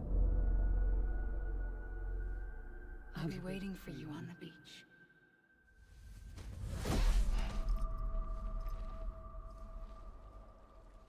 I've been waiting for you, right here, ever since. You were supposed to stop me. Stop all of this. Bridget? Yes. It's me, Sam. Where's Amelie? Where she's always been? Nowhere. My daughter, Samantha America Strand, doesn't exist. Amelie doesn't exist. Not in your world. I'm sorry, Sam. I've had to wear a mask for so long. Amelie and Bridget are both a part of me. What's this Biri supposed to ruhu, mean? biri bedeni işte. I'll tell you. There is no time for questions. Listen, İkiye bölünmüş. just listen.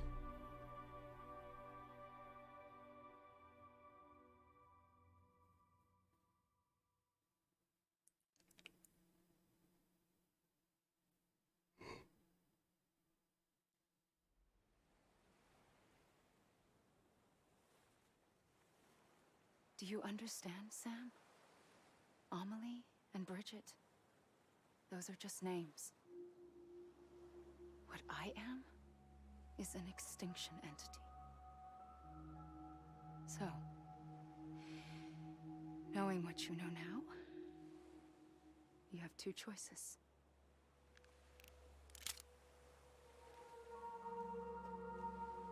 Is getting shot one of them? You wouldn't come back if it happened here, you know. You'd be straight on to the afterlife. But no. It's not one of them. Killing you would be a terrible mistake. I know that better than anyone. Tabii daha ikinci oyun var. The last stranding has already begun. A seam has formed from my beach and the beaches of every soul in America. And soon it will be inundated by a vast surge of antimatter starting here. In a flash, this world will be no more. Consumed by an explosion. A big bang. So, that brings us to your first choice. Do nothing. Stay here with me and bear witness to the very end. Just watch it burn. Together. With me. Until the last flame winks out. Doesn't sound so bad, does it? It's not like the world has long left anyway.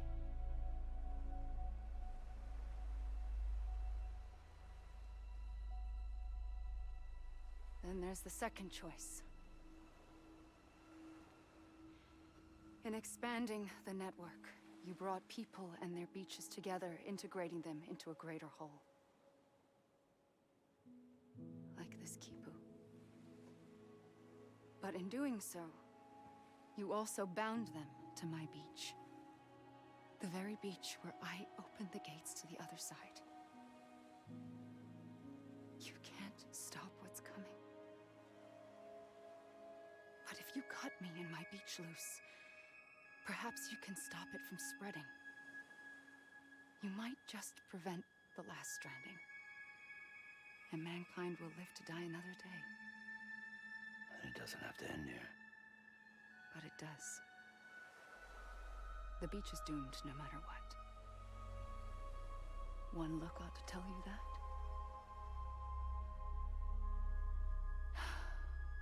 Which is why we must sever our connection. That'll be it. The end of the Death Stranding. You can't stop the inevitable. The sixth extinction will happen either today or tomorrow.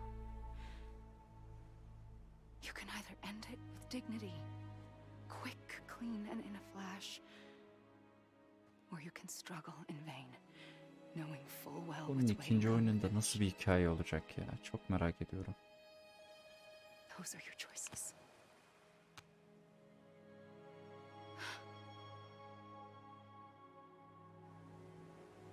You kept it all this time. Perhaps Perhaps you still have a chance to stop this nightmare. You brought the world together. You have the right to decide. Pull the rope or cut the noose. But whatever you do, don't hesitate. I'm ready, Sam Strand. Make your choice. Wait. I don't know what to do. Sure you do. After everything, how could you not?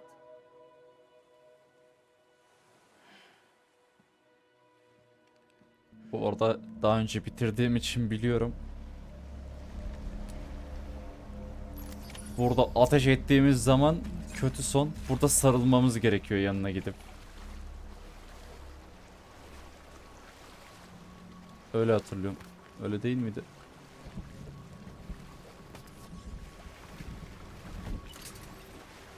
Hah, sarıl. I'm here for you. Always. Like you were for me. Denendi yani, daha önce ateş ettim yani. Sıktım kafasına direkt.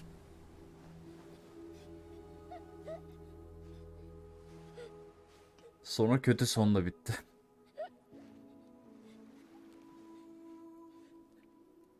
Here. It's a dream catcher. Wear it when you sleep, and I'll keep the nightmares away. I'll always be with you. When you're all grown up, you'll need it to make us whole again. And when the time comes, you'll have to stop me. You are the only one who can.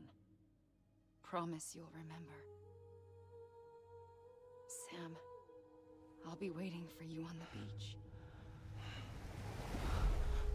I remember. You knew. You always knew. I did and I didn't. I had so many dreams of the future. I didn't know which ones to trust. Which is why I decided to share them with you and the others. But to connect the dots, to make sense of everything, you need perspective. You need time. Time has no meaning to me. I am not a line. I am a single point. Which is why all I could do was just show you the choices and let you decide. Our nightmares are your dreams. You found the common thread, the strand that links them together. And you did that the only way possible. To live life one day at a time. Thank you, Sam.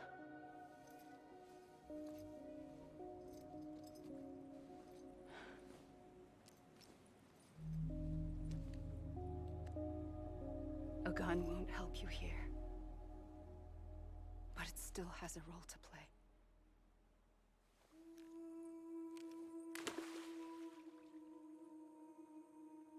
It was the bonds between people that brought the world together. And if that is what matters most to you, then I will stay here on this beach. And I will shut myself in and the rest of you out. Shut yourself in. Come on. Once the last stranding starts, it can't be stopped. I can't go with you. All I can do is try to spare you the worst. Why do you have to stay on the beach? Sam, I am the beach.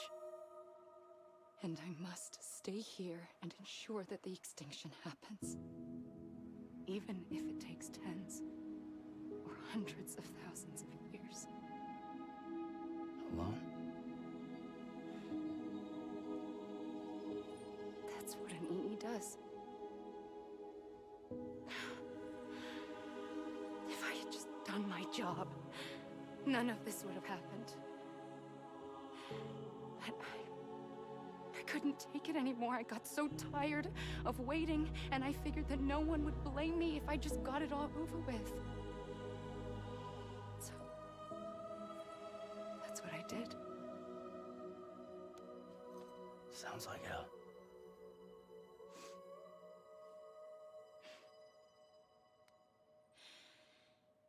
But you and the others came together, connected. And you may be living on borrowed time, but you still have hope. Before each of the Big Five, life rebelled. They fought back, evolved in order to survive. The extinction isn't just an ending. It's an opportunity.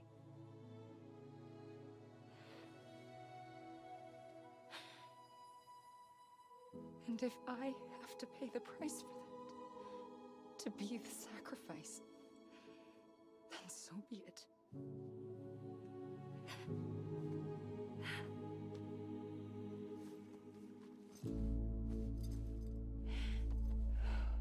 Even if we aren't together, we will always be connected. Goodbye, Sam.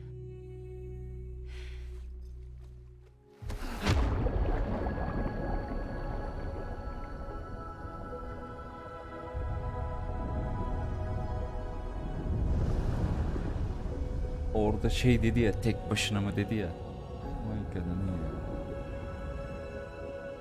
Kalbim bu parçalandı.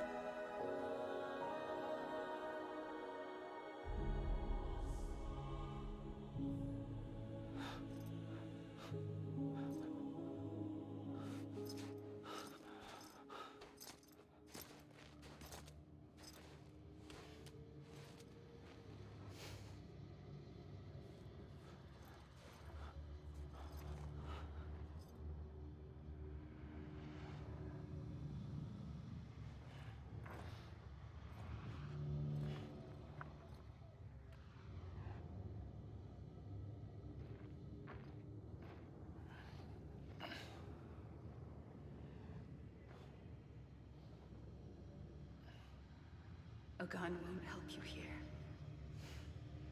but it still has a role to play.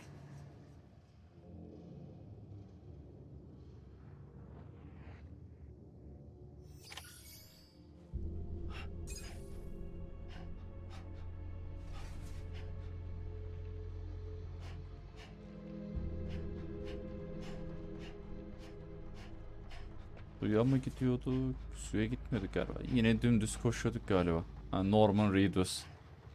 İlk isim o zaten yani. Olması gerektiği gibi. Mads Mikkelsen. Şu Cliff miydi?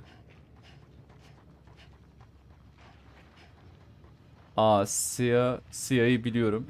Lea pardon. O bizi ışınlayan kadın. Troy Baker. Troy Baker kötü karakterdi. Hicks olması lazım.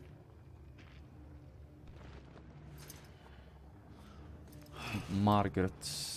Böyle hiç bilmiyorum.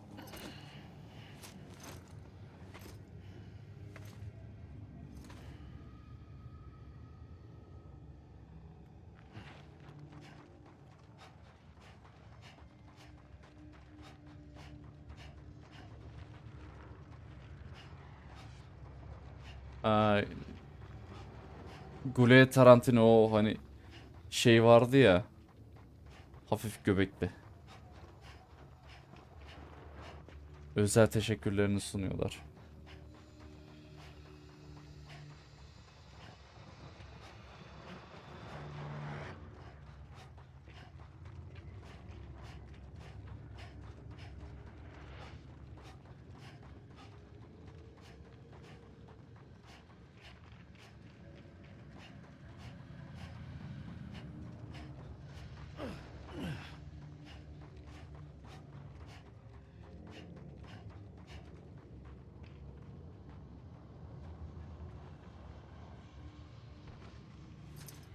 Hiç bilmiyorum.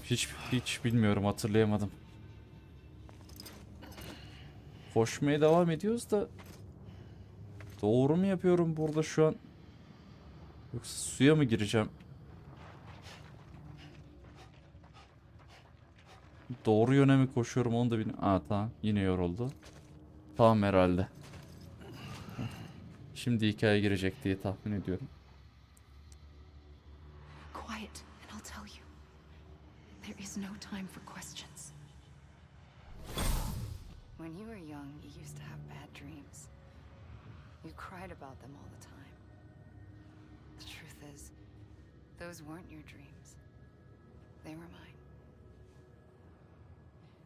For as long as I can remember, I've dreamt of the beach. Not just while sleeping, in my waking hours too. In my dreams, I watched the world end so many times. Countless past extinctions that decimated life on this planet. Again and again and again. At first, I didn't understand what I was seeing or why. And that wasn't the worst of it. There were other, more terrible dreams. Dreams of death and destruction. Of a massive extinction to come. Like this one. And I would always be the one to end it all. To bring about the last stranding. As I have today.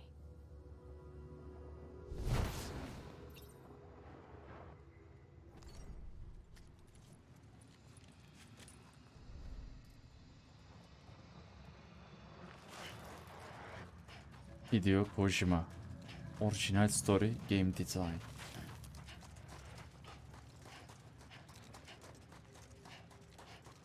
Yazar Hideo Kojima.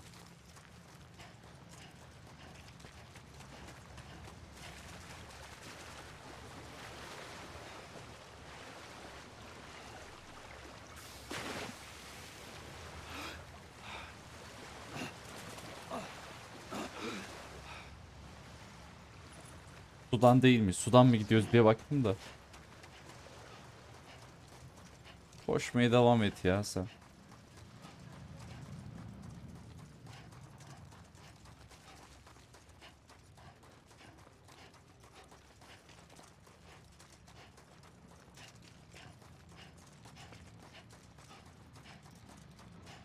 Satoshi Matsuno.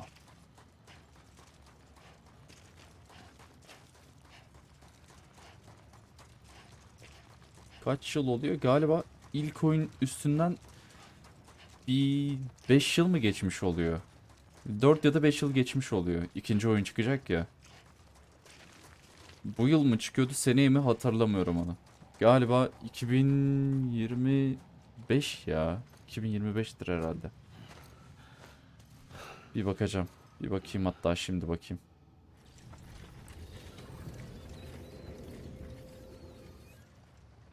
First operation. I was only 20. Aa, 2024'te çıkıyormuş. Aralık 2024'te PlayStation'a çıkıyormuş. Death Stranding 2. Ha, galiba.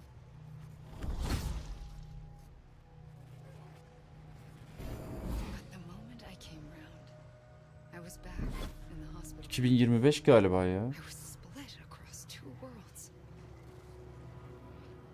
Bridget, my ha in that one. Amelie, my ka in this. Ha bak, açıklıyor. Somehow, the two of us managed to coexist. Soon, our ages began to diverge. Only Bridget's body got older, while the beach kept Amelie's the same. So I came up with a story. I told people that Amelie was my daughter. A daughter with a debilitating condition and an absent father. Look.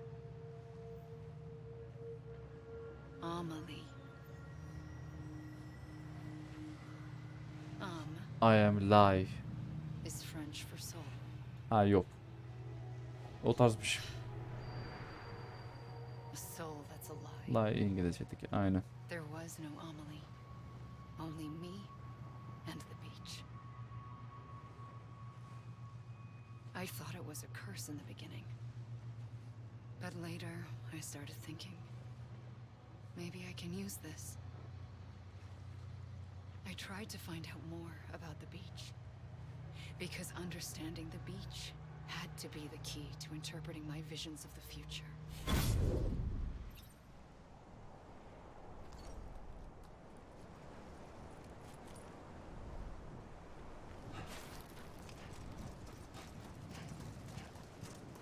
Ne çok isim var.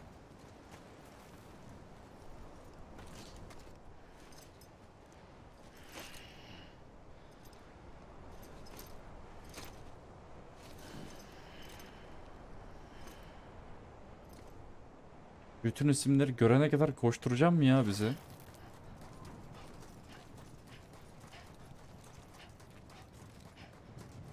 Belki de buraya gideceğiz. Bilmiyorum.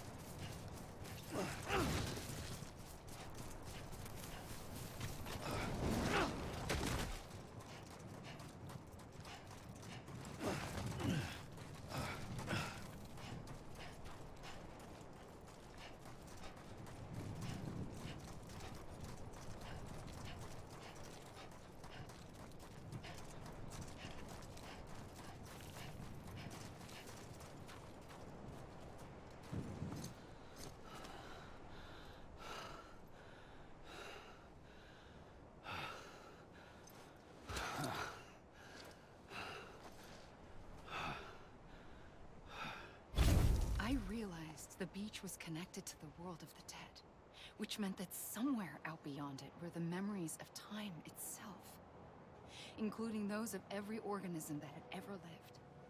4.6 billion years of biological history, a history that might even stretch back to the creation of the universe. The chiral network and everything that followed was born from my pursuit of that knowledge. By passing data through the beach, we were unbound by the restrictions of time. Simulations that would have taken years or more were simple and effortless. Everything that the Earth had lost and forgotten could be reconstructed and reclaimed. But shortly after we began our research, America saw its first void out. I thought I was running out of time, that my nightmares were becoming a reality. So I raced to complete the chiral network as quickly as possible. The past held all the answers.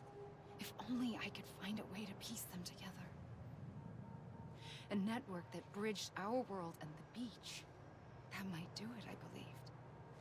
So I started researching bridge babies, children bound to the world of the dead. What causes an extinction entity to come into being? What was the reason for the previous 5 mass extinctions? The answers to those questions would tell me how to stop the 6th. I founded bridges, more determined than ever to build a chiral network that would cover all of America. But the longer I fought my war against the inevitable, the weaker I became. My had cancer. The beach's punishment, maybe, for not playing along like a good little EE. And then, just like that, my was gone. I couldn't finish what I'd started. So, I asked you to do it for me. And you did. You helped us complete the network. Helped us to reclaim everything the universe experienced from its inception to this moment. Oyunun başındaki şu sahne bayağı fenaydı. Korkutucu. Once, there was an explosion. A big bang that gave birth to time and space. Thing is, It was more like a big fluke. All that matter and antimatter should have canceled itself out, leaving nothing. But somehow a tiny speck of matter survived. Just enough. Enough to make this world and everything in it. A world that shouldn't be, a world out of balance. Order inevitably gives way to chaos. Everything that lives must inevitably die. It's like the universe is trying to return us to the nothing we came from. Maybe the Big Five were its best attempts to finish us off.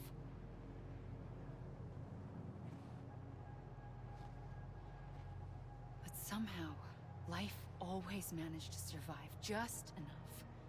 Enough to thumb its nose at the will of the cosmos. You know, I'm starting to think that extinction might be the key to overcoming total annihilation. Tek bayıldı. It forces life to fight to survive, to endure, to exist. That's why the Big Five ultimately rekindled life instead of extinguishing it. From the ashes of the dead rise the living. Stronger and wiser. Inheritors of the legacy of existence itself. They defy the universe and refuse to surrender. They say, we're just getting started. Extinction is an opportunity.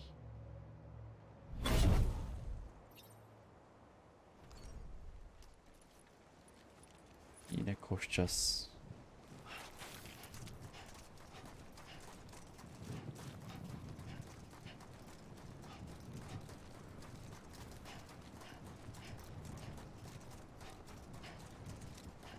Harbiden ha. Ben bunu ilk oynadığım zaman çok sıkıntı yaşamıştım. Beni buraya attı, ne yapacağımı anlamadım. İlk tur koştuktan sonra çözüldü yani. Böyle enayi gibi yardırana kadar anlamamıştım. Yani bayağı da uzun süre koşuyorsun. Yani insan anlaması kolay değil yani. Koştum. Durmadan koştum ya.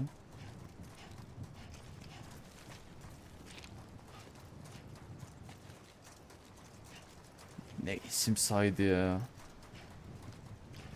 Şunlardan bir tanesi de Türk olsa. Gerçi Türk vardı ya. Doğru. Bir tane Türk vardı. Hatta ikinci oyunda da Kuklu olacak direkt kendisi. İsmini unuttum da o Türk'ün. Bir yönetmendi galiba. Alman asıllı. Asıllı. Hani.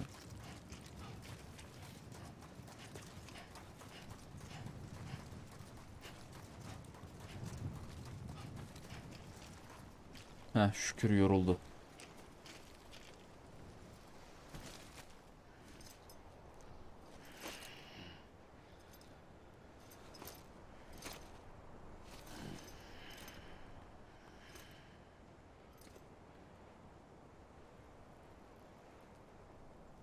Yapmam gereken bir şey mi var? Ben mi yapmadım? Yoksa doğru yapıyorum galiba ya. Aa, reklam mı yedin? Alan.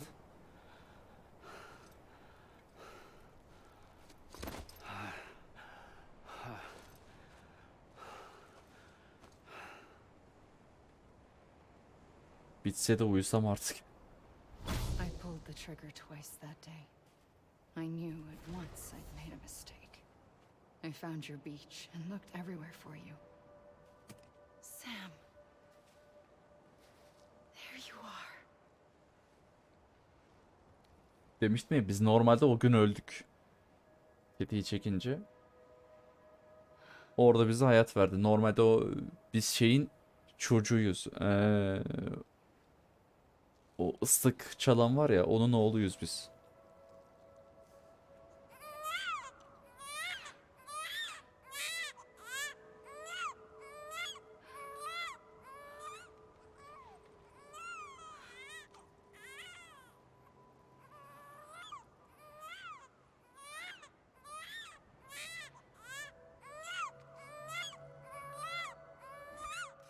Ha, T'ye basabiliyormuşuz ya. You wanna go home? Let's go home. I wanted to set you free from death once and for all. It's okay.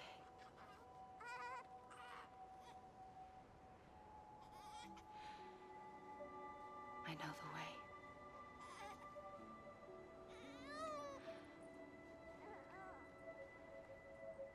But in doing so, I upset the fundamental balance between life and death. I just wanted to save you.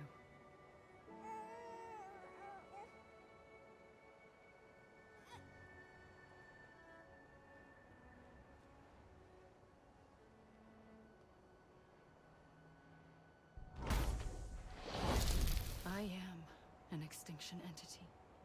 It's my fate to lead our species to extinction. But that moment, you became part of that fate. You became a repatriate, and dooms started spreading my nightmares to others throughout the world.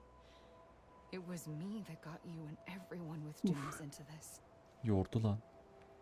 Bayağı da uykum geldi. After the death stranding occurred, 11 saattir yayındaymışım. the dead clung to our world, and BT's Kaç saattir acaba Death Stranding'deyim ya? devour them, triggering more void outs. A catalyst that would set the world on a path to extinction. It was my duty to serve as a sacrifice, to wait and watch it unfold from this beach. That, or hasten the last stranding and end this slow death. Given these, my only options, I chose to end it quickly. But to trigger the last stranding, I needed you, a part of me. Here too. I would be able to witness extinction consummated with you by my side. But now that you're here, there's another choice. You can cut me off. An EE doesn't have that option for itself. But in my nightmares, I saw another future. One that you chose. One where extinction is hope against total annihilation. Artık ayağa kalkmayalım. Hikaye bitmiyor. Aha.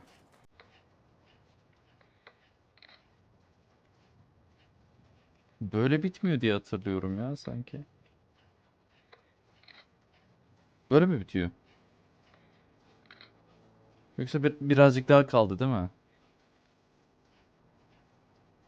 Heh, aynen birazcık daha kaldı.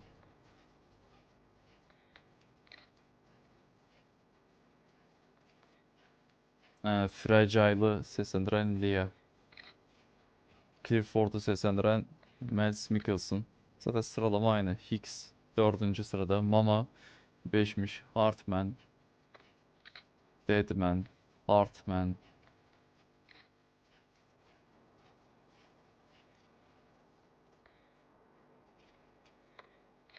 Conan O'Brien.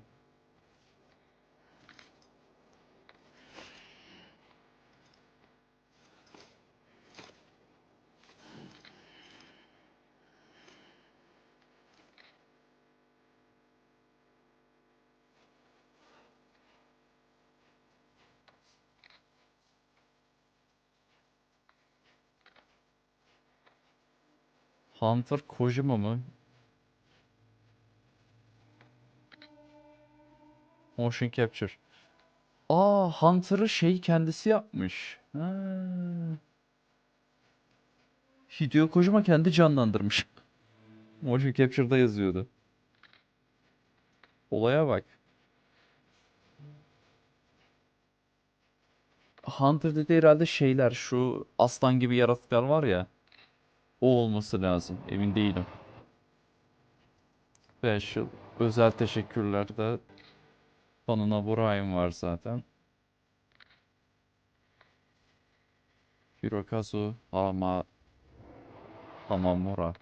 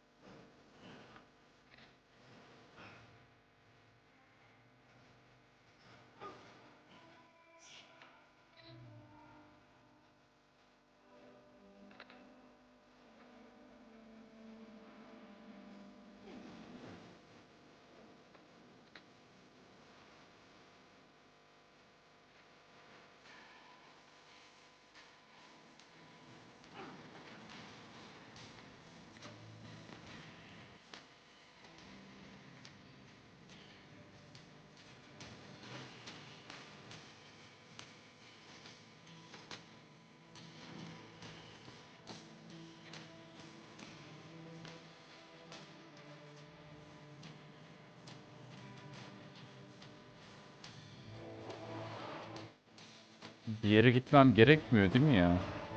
Yanlış gitmiyorum değil mi?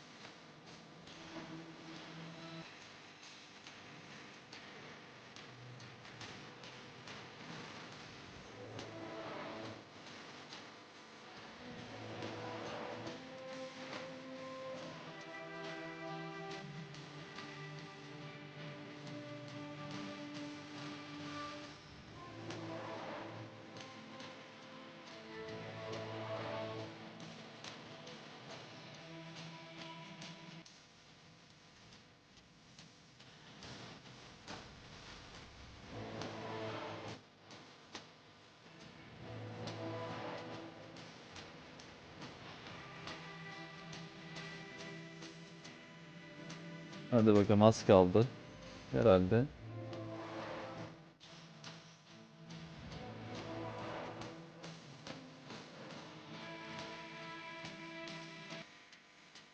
Adam hikayeyi bitirmek için herkesin ismini okumamızı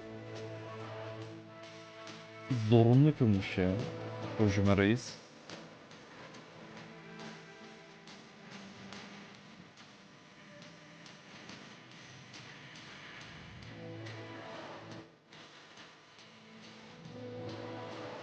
Hala geliyor lan bir şeyler. En son Hideo Kojima'yı da yazdı, tamam. Müzik de bitiyor. Hadi Kojima, bitir artık oyunu. Daha yatacağız.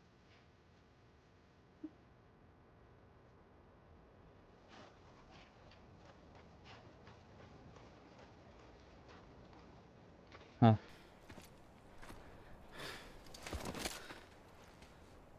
Şükürler olsun. A gun won't help you here. But it still has a role to play.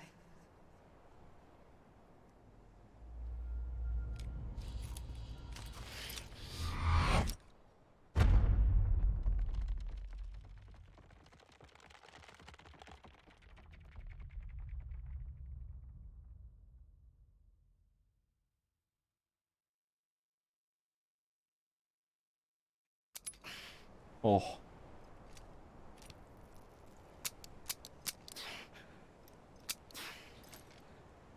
Bir an öldük sandım ya. Listen, Sam. I was the one that brought you and Cliff together again. There was something I wanted you to know. You were never abandoned. And you're not alone. Don't you see, Sam? You have to live. Abi yine koşturma bizi. Aha.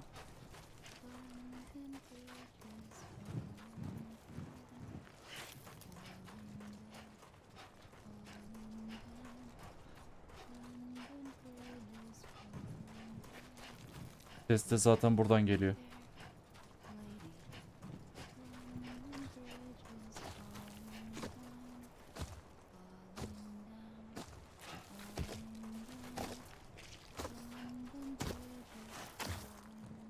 Biri emekliyor.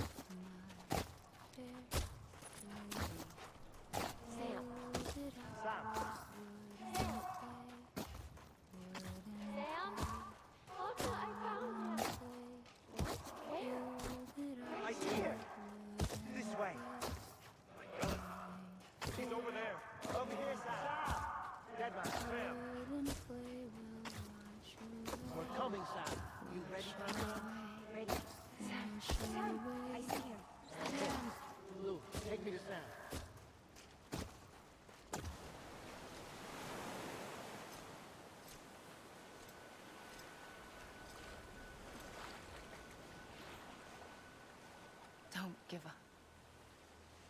You're still connected.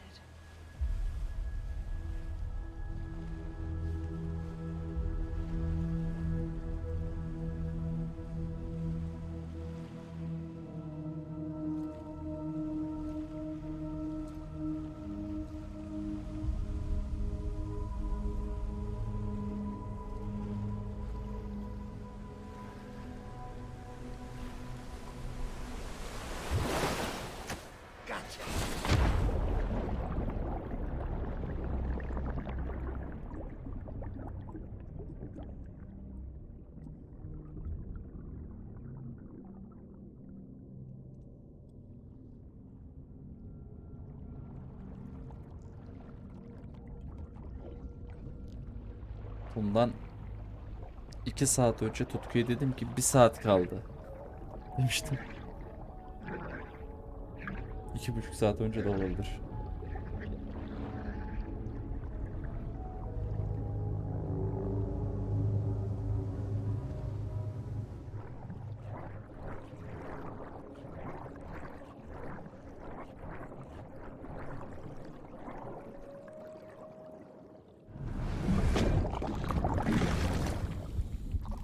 Aha da mavi bebek.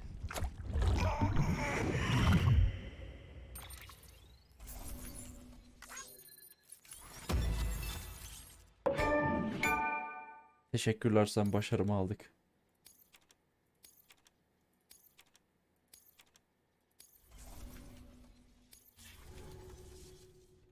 For too long have we lived as strangers to one another, divided by walls built to keep us safe. But now, with the completion of the Cairo network, we may at last move forward as a people united. Today, we come together to celebrate the birth of a new nation for a new world, the United Cities of America. I once took an oath to support and defend the Constitution of the United States. And though that proud republic may be no more, we remain. And so, as your president, I hereby swear to support and defend you, the people. Let there be no more walls between us, nor masks to hide who we are.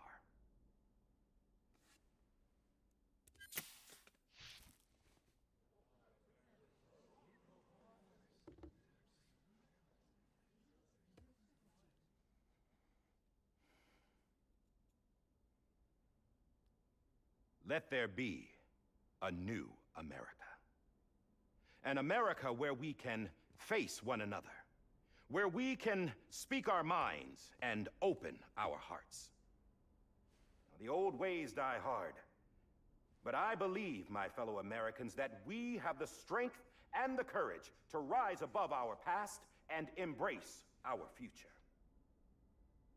The Death Stranding is a part of that Bu past. adam uyuyor.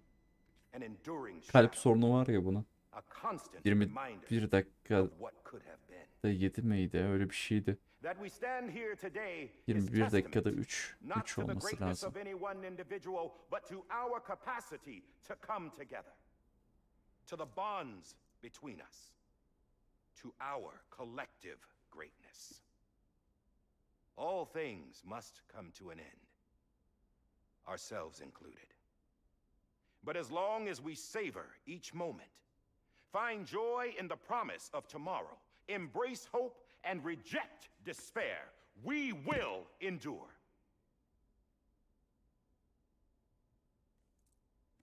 President Bridget Strand and her daughter, Samantha America Strand, sacrificed everything in their pursuit of hope that we, the people, might be whole again.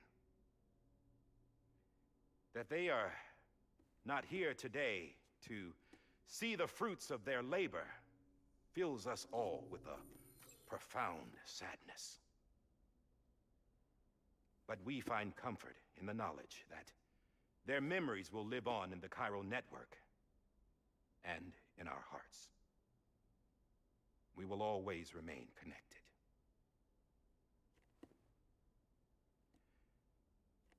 There is another hero in this story. One whose achievements seem destined to go unrecognized. America still needs that hero. That person without whom we would not be here. Now, the name is unimportant, but you know who I mean. And for that unsung hero, I have a message. It was you who brought us together. You who made us whole again. And while you and I will eventually pass on, we will be... Going somewhere, Sam? Tired of being the unsung hero? No, I'm done is all. She's gone. Come on, wait. There's something I need to tell you. Huh. This doesn't bother you anymore? Well, that's great. Now, would you like to know how we brought you back from the beach? We were going to use the doll, but didn't have one handy, which is when I remembered something else. Not what I think it is. Yes. What could be more connected to Amelie's beach than President Strand's umbilical cord? Hartman thought that's why she left it with me in the first place. Unfortunately... It didn't work. Yeah, she'd already cut her beach loose. It was just gone. We didn't know if that meant she dragged you into the great beyond or sent you to some other beach. We were really racking our brains. Hartman and Mama split up and started searching every beach you might feasibly have washed up on. We looked for a month with absolutely nothing to show for it. A month on the outside. How long on the inside? Trust me when I tell you, you don't want to know. But don't worry. We found no signs of accelerated aging. In the end, this is what led us to you. Just when we were about to give up, Die Hardman reminded us about the revolver. So, we tried to follow it, and it led us to a far corner of your own beach. And bingo, there you were. Mama made visual contact first. She was able to see you from her vantage point on the other side. She informed Lochna via their connection, and Hartman confirmed your location during his subsequent NDE. The plan was for Fragile to, in essence, slingshot Lou and me to your position so we could rescue you. But it's not so easy to send multiple individuals to another person's beach for an extended period of time. And that's where the umbilical cord came in. We wove these from President Strand's DNA. They serve as a single knot that binds us all. The President must have known all of this would happen. Ironic, isn't it? The gun that set this whole mess in motion ends up being the key to saving you. Amelie, she said it had another purpose. Not a weapon, but a lifeline. A stick that became a rope. I suppose that's one way of putting it. Oh, Sam. You have no idea how long I've been waiting to give you a hug. Got something else to tell you. Top secret. It's about Cliff. Bibi's mother's name was Lisa Bridges, Cliff's common-law wife. Lisa Bridges? Now, Cliff was killed by a man identified in the records only as John. Former U.S. Special Forces. Quite good at it by all accounts. Later appointed as an aide to the president, who used him for most of her wet work. The records go on to state that he vanished after Cliff's death. A warrant was put out, but he was later found dead. Turns out some people die harder than others, though. Dear John donned a mask and reappeared with a new identity. But you can't fool the chiral network. We restored the old records, and Mama hid them deep in the archives. You're the only one besides us with access privileges. Take a look if you're so inclined. But don't say I didn't warn you. The president's got some dirty, dirty laundry.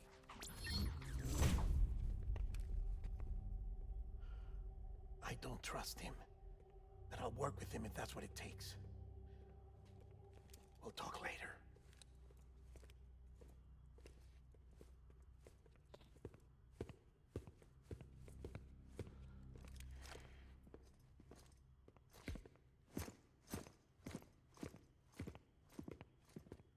Sam.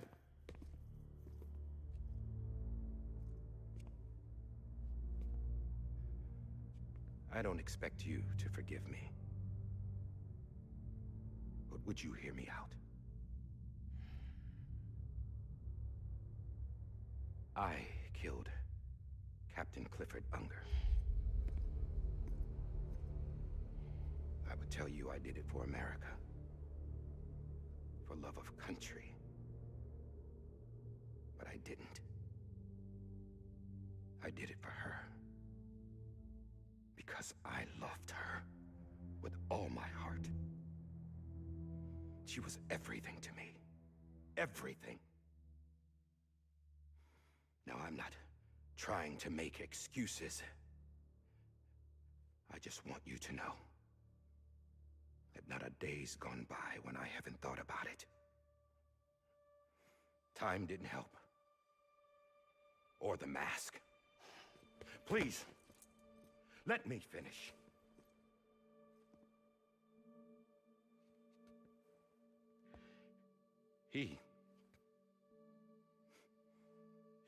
The captain, saved my life.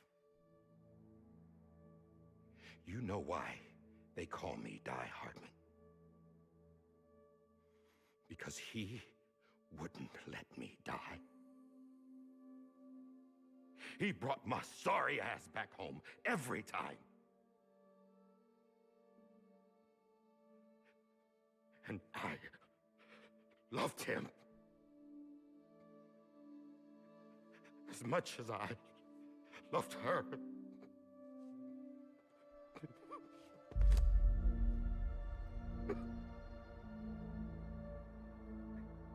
And when he stared me down, that ghost, I knew he was here to kill me, to make it right. And why shouldn't he?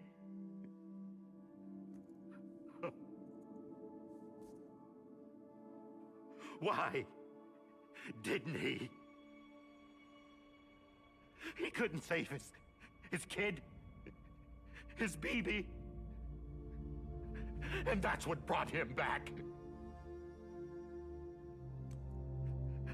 I guess when he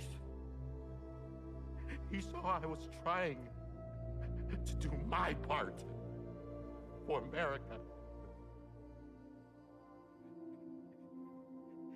he remembered who he was.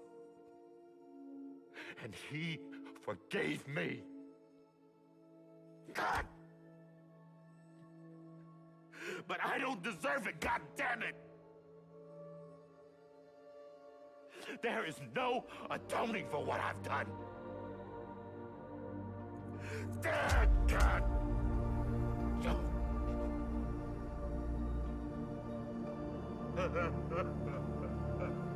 Ülkenin yeni başkanı ayağının dibinde salya sümük ağlıyor. Hayalini kur.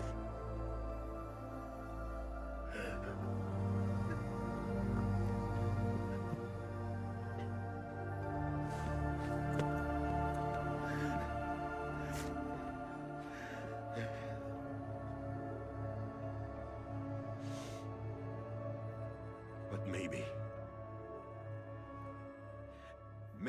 this is the next best thing. Maybe he brought me back from the beach for a reason. One last time.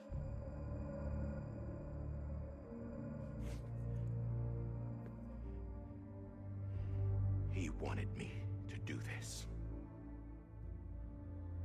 To keep on being Die Hardman.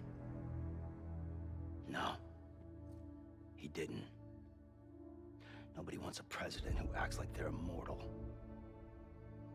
And if you're not scared of death, how can you value life? And life is pretty fucking fragile right now. And yeah, the old ways die hard. But that's what's gonna have to happen if we're gonna come together and build a better America. That gun won't help you here. That's her words, not mine.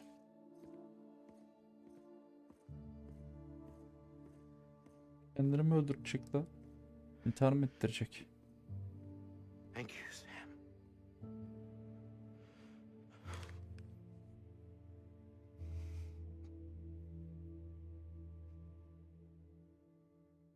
Herhalde kendi kafasını sıkmaz yani.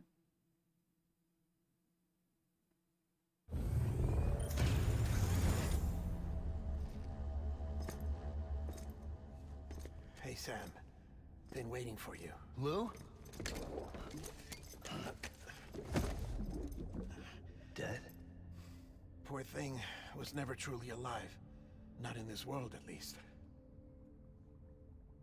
The decommissioning order finally came through. Can't risk necrosis. The body can't stay here. I thought you might want to take care of it. You could try taking Lou out of the pod just to see what happens. But that would be in direct contravention of an executive order. And there are laws about that kind of thing, now that we're a nation. I just couldn't bring myself to do it.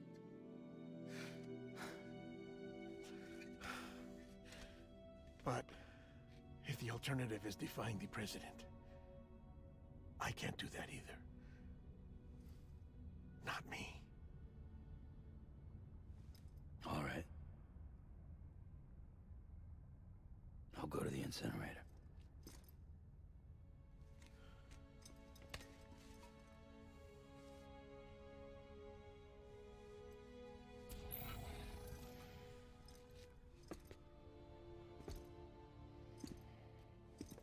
Before you leave, I'd like to check something quickly.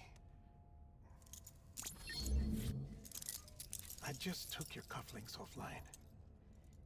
In that state, there'd be nothing to stop you from removing them. If you did, the UCA wouldn't know where you were or how to find you. You'd be invisible. When you use the incinerator, you'll be reconnected to the network automatically. I trust you'll remember what I said.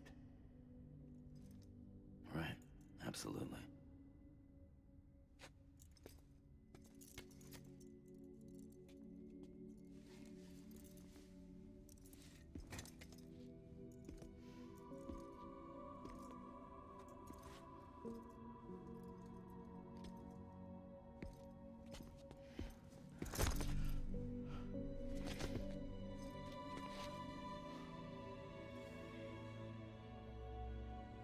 Thanks for everything.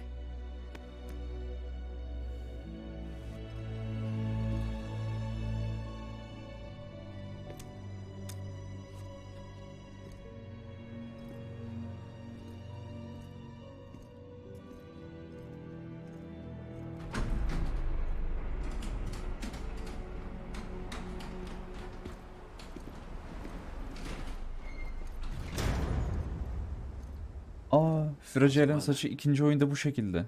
Don't think you'll be needing an umbrella. Gerçi ilk oyunda da mı böyleydi? I decided to follow my father's dream after all. Niye bu kadar Don't şaşırdım ya? worry. I won't get mixed up with any terrorists this time.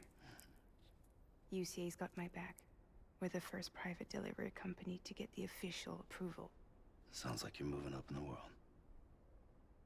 Congratulations. Thanks. Wait. There's something I have to tell you. I didn't shoot Higgs. Couldn't pull the trigger.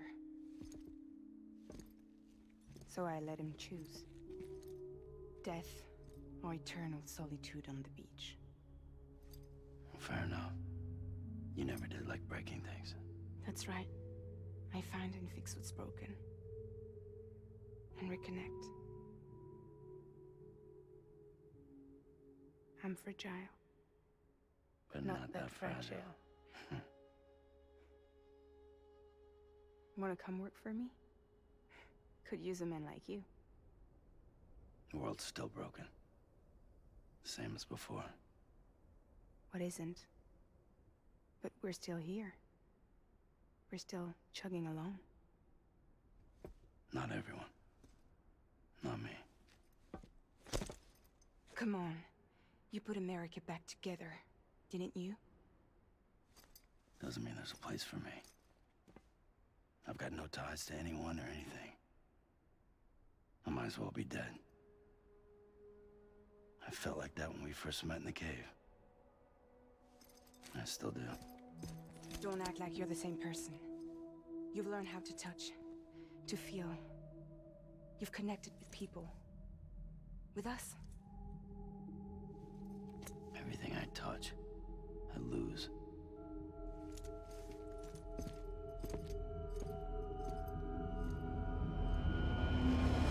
Sam!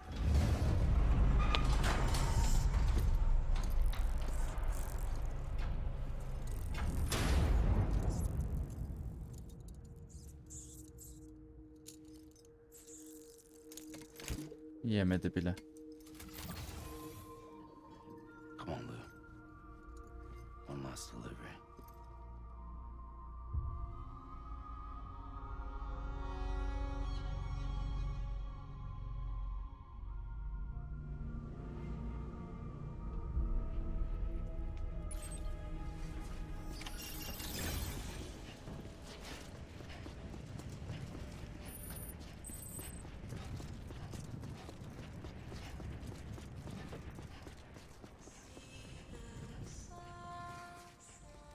İyi bir streme.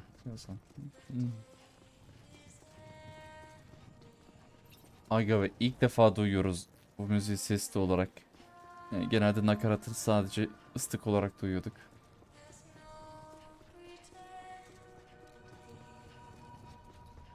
İkinci oyunda da bu müzik var. Zaten fragmanda da var direkt bu. Hicks söylüyor hatta kırmızı kıyafetli.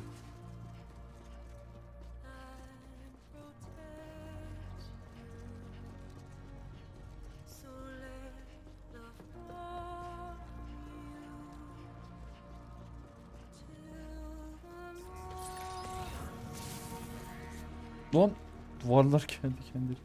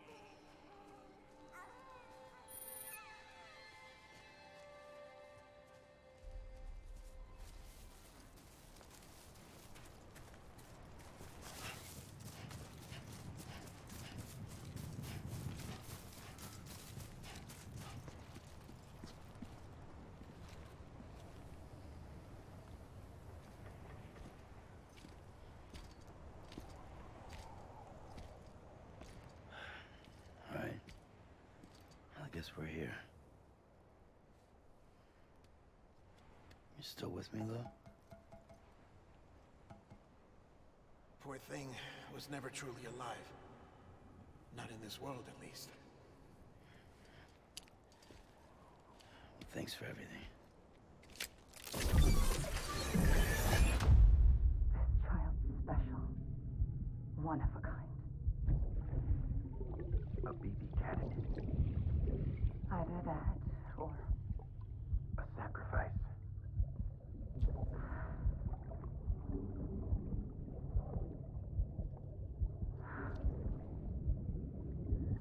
A foundation. A bridge.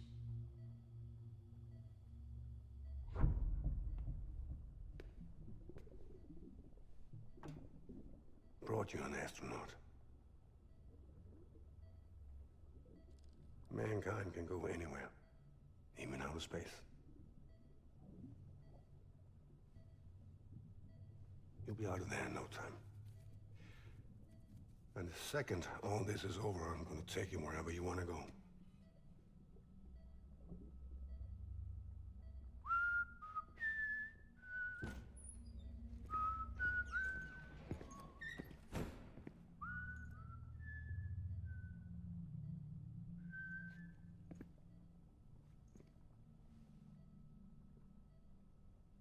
Can I help you?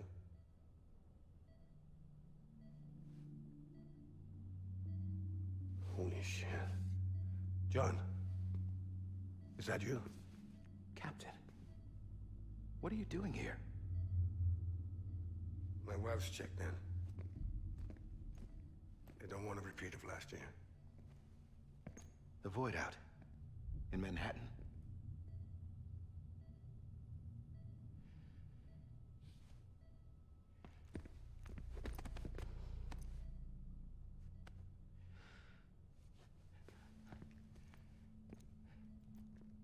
I'm so sorry. I didn't know you were the husband.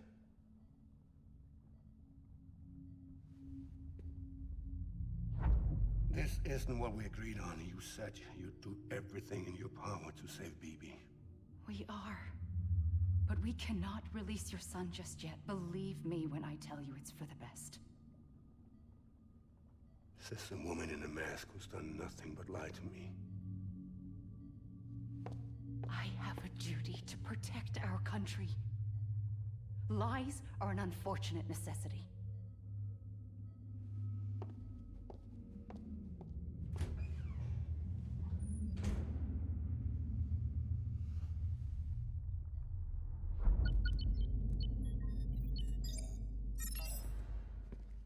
The President gave me the highest level access privileges.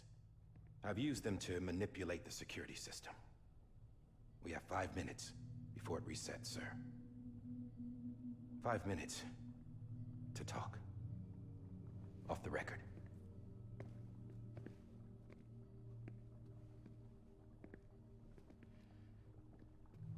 Take BB and get out of this place.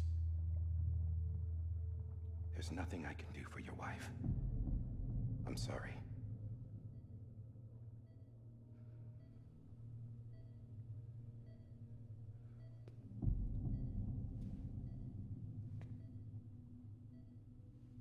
You were my commanding officer, but I swore an oath to the President to protect her and the country at all costs.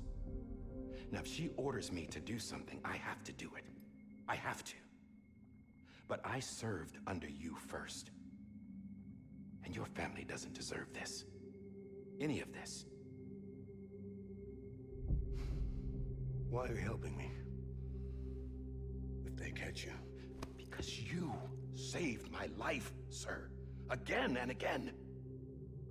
When the brass sent us into the jaws of hell, it was you that brought us home. Back then, I thought I was invincible. I thought I was some kind of action hero. But I'm not the hero. You are, sir. You're the reason I'm still alive.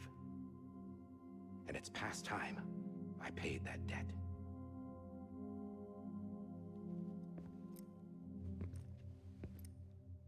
They're moving your son to a new facility tomorrow. You'll never see him again. He'll serve as the foundation of a new communications network. A sacrifice for a nation that no longer exists.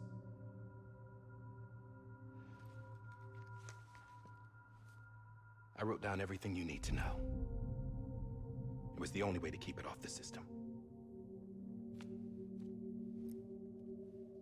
Burn it when you're done.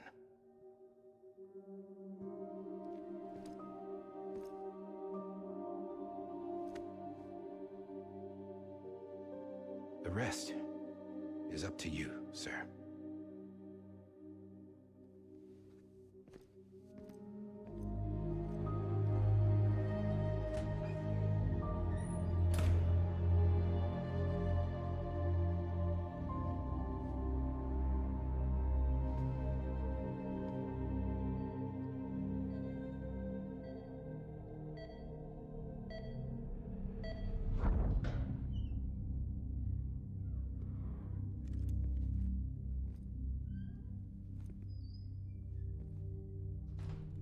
I believe this belongs to you, sir. I can't terminate your wife's life support from inside her room. System won't allow it. So, this is the only other option.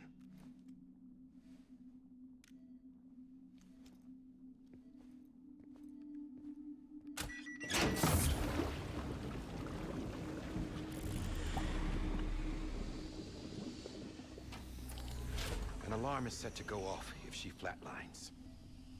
I've rigged the system to spoof her vitals. But you won't have long. 5 minutes, tops.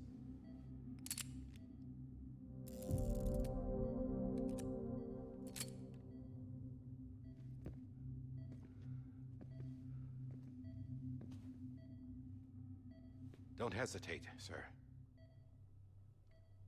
This is the only chance you'll get.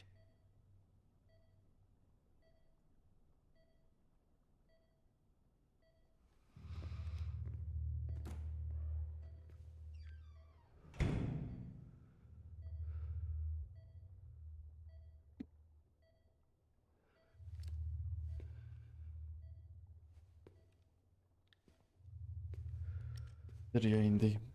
Uah.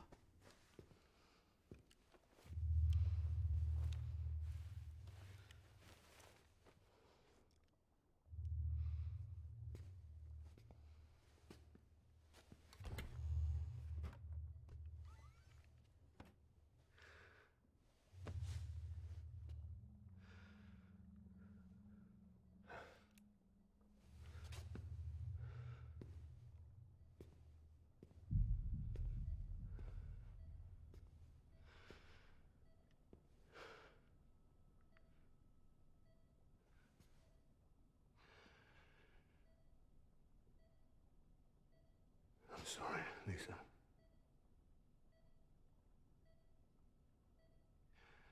Don't worry. I'll take care of him. I promise you. I promise you.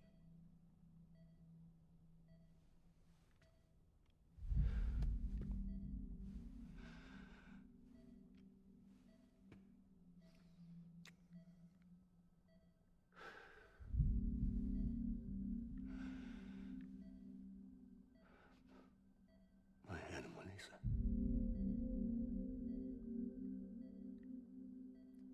I'm sorry.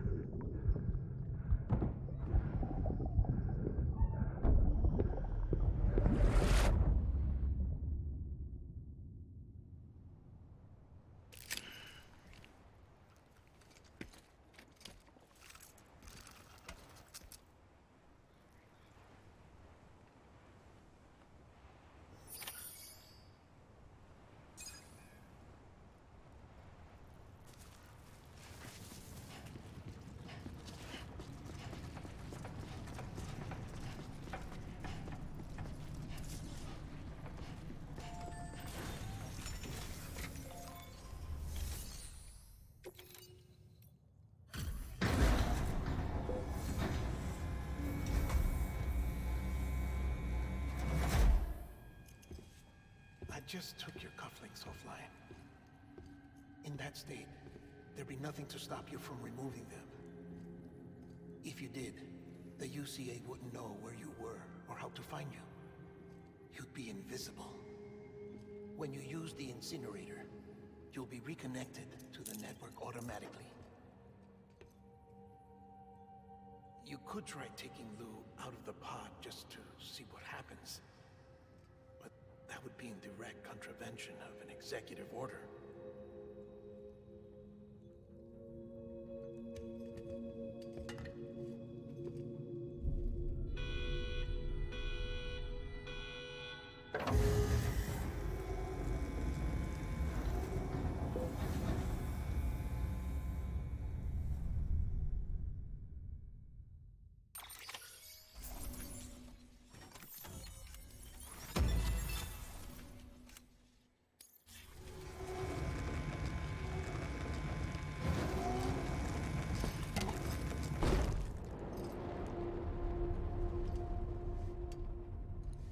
A purpose that cannot fulfill outside the pod.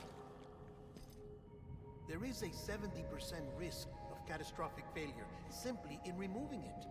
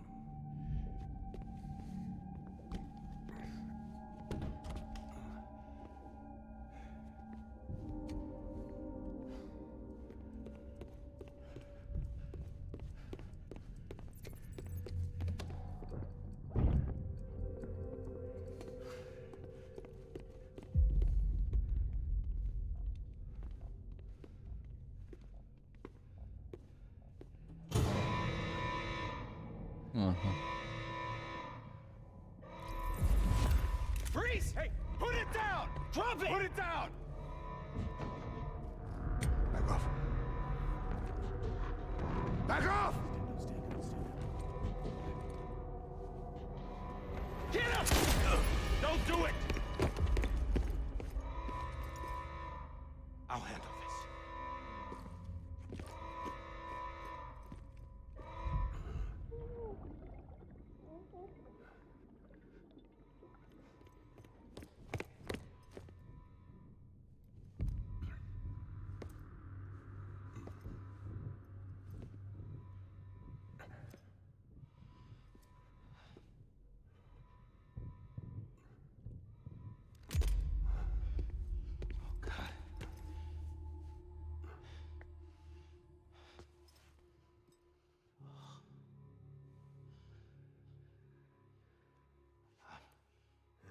I'm sorry, Captain.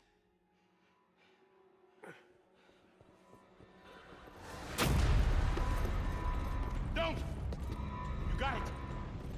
You two! Stay there! And hold your fire!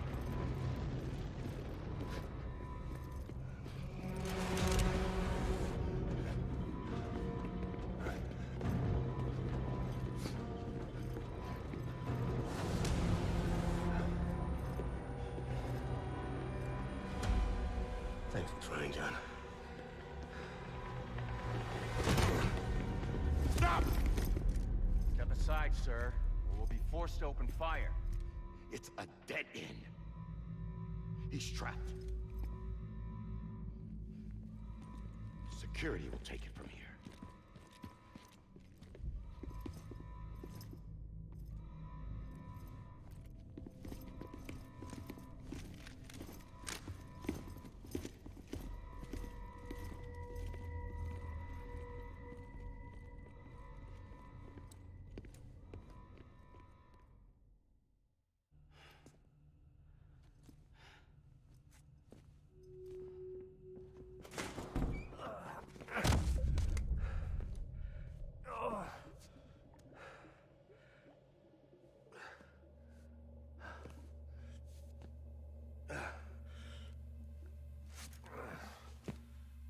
Ulan Kojima film yapmış da haberi yok ya. Bu bildiğin film abi, şu an oturduk film izliyoruz.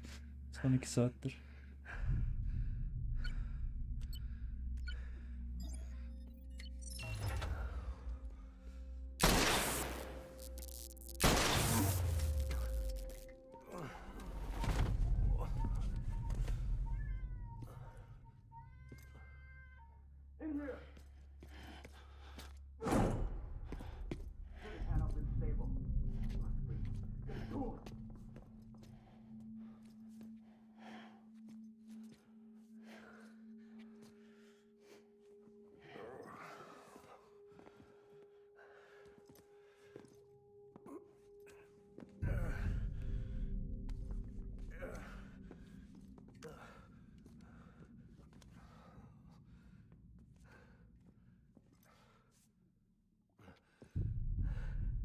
I'm sorry, Lisa.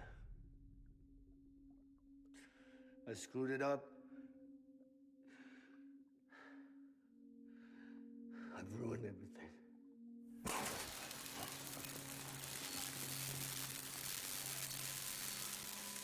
This room is off limits. No one goes in. But he's in there, sir. I saw him. You saw him all. Now check the other way. Go! Yes, sir. No. Open it up. He's inside. Move, dumbass.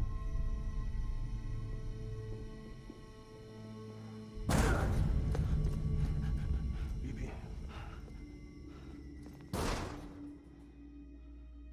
Don't worry. It's okay. I'll always be with you.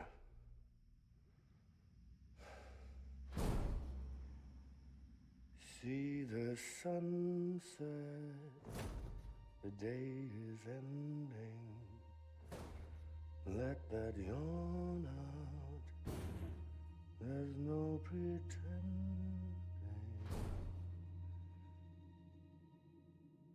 I will hold you and protect you. So let love warm you till the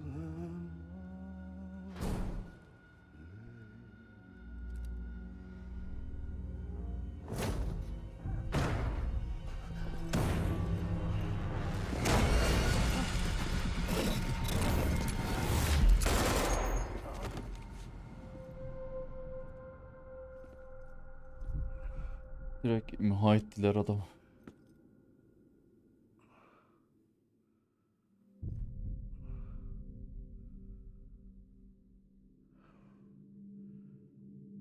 When I found out I was gonna be a father, I was so scared. Scared of what it would mean. I had to be there for you and your mom, no matter what.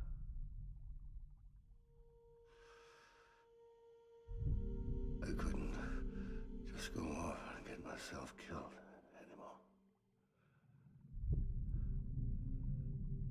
Couldn't leave you all alone. I couldn't. Get off of him! Now! I had it all wrong. All wrong.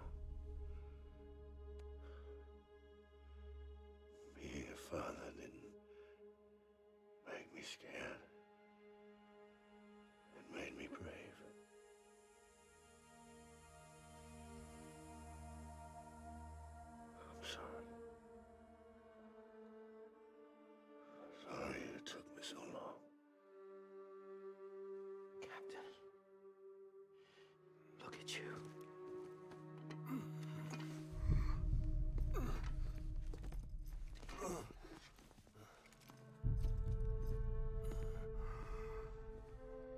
Don't make the same mistake. Be yourself. Be free. Oh my God.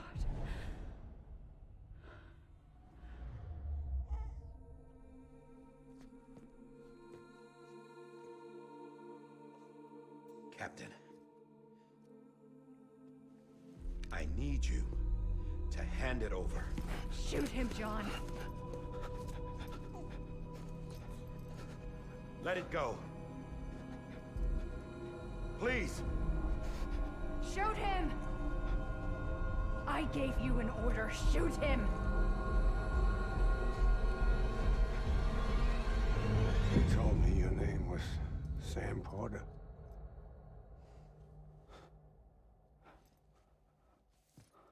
But you're Sam Bridges. My son. My bridge to the future.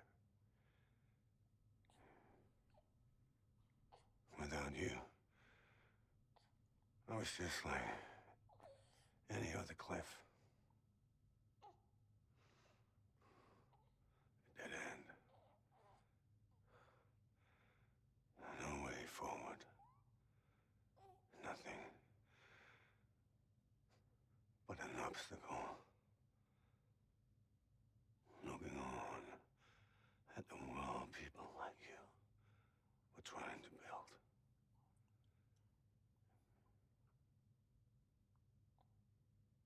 Dividing people was the only thing I was ever good at.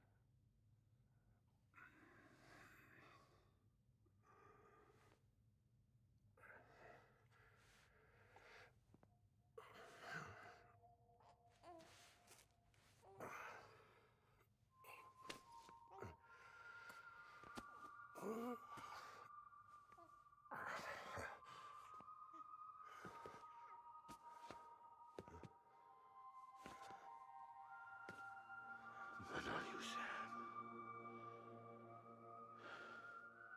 You bring people together. You're their bridge to the future. And mine. Come on, Sam. Stand up.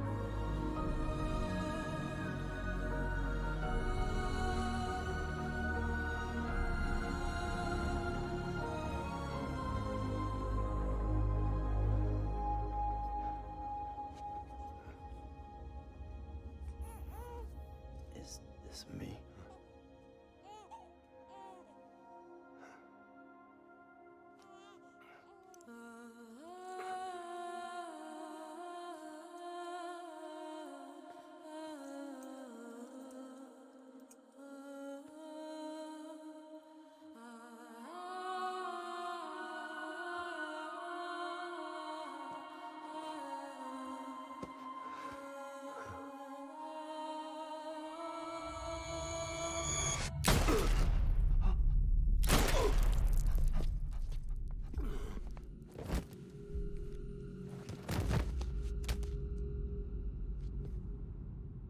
Oh, God. Not BB2. No, no, no, no!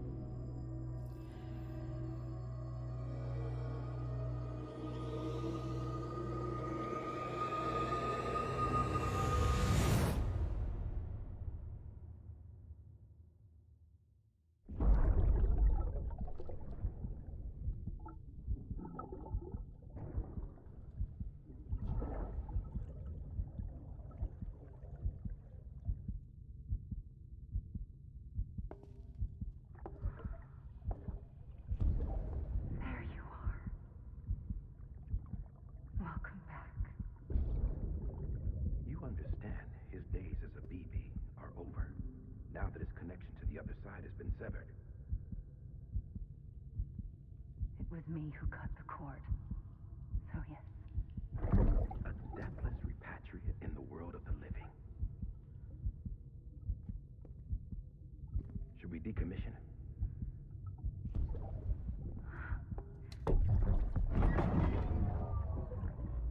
In a manner of speaking. Take him out of the pod.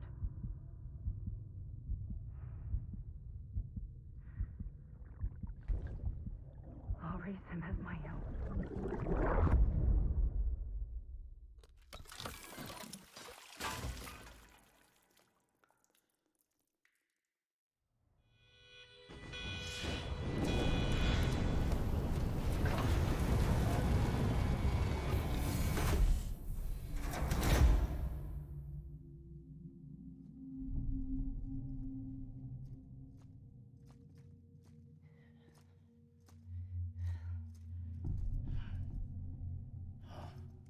on, Lou. Wake up. Come on, Lou, wake up.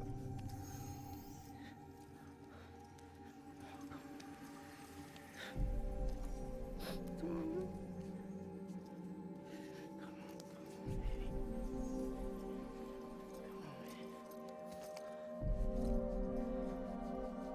Come on, Lou, wake up. Wake up. Come on. Wake up!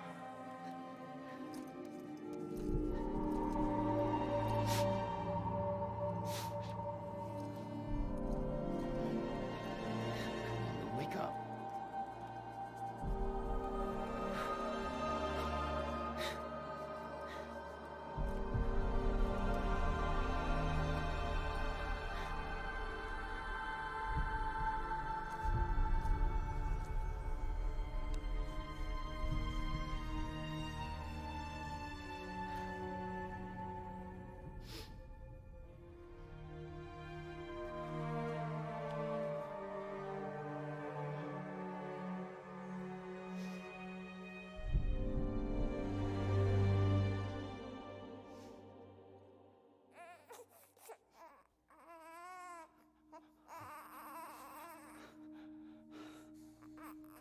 Lou.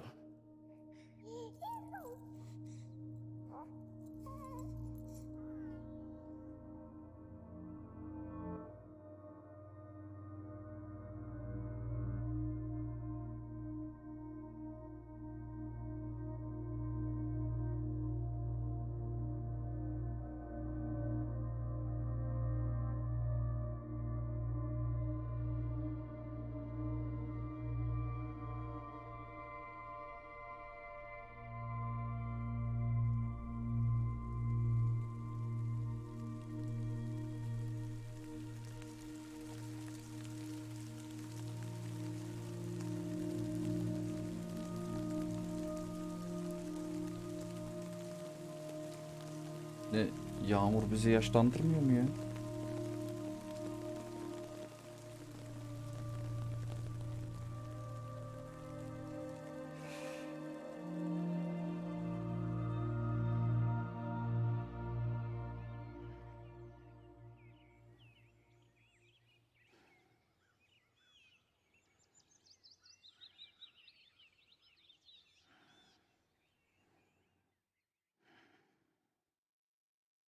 Ve bitti. Film yazmışsın. Gidiyor abi.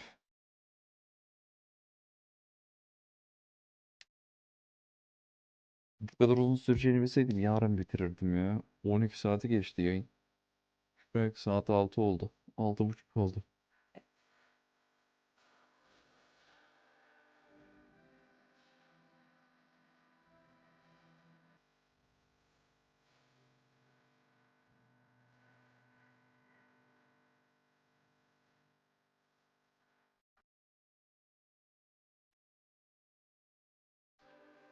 Bakalım ikinci oyunu sabırsızlıkla bekliyorum ya.